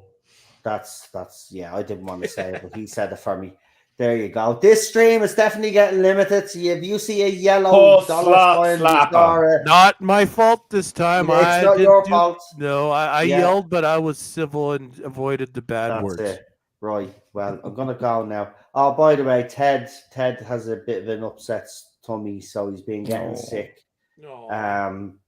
But Hugs for Ted. But yeah.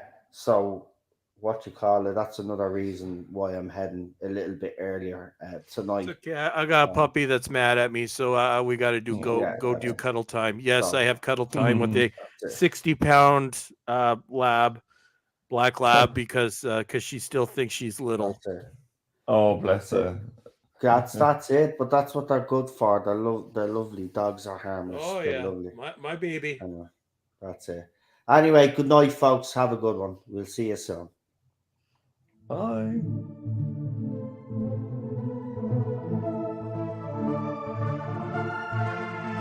There shall be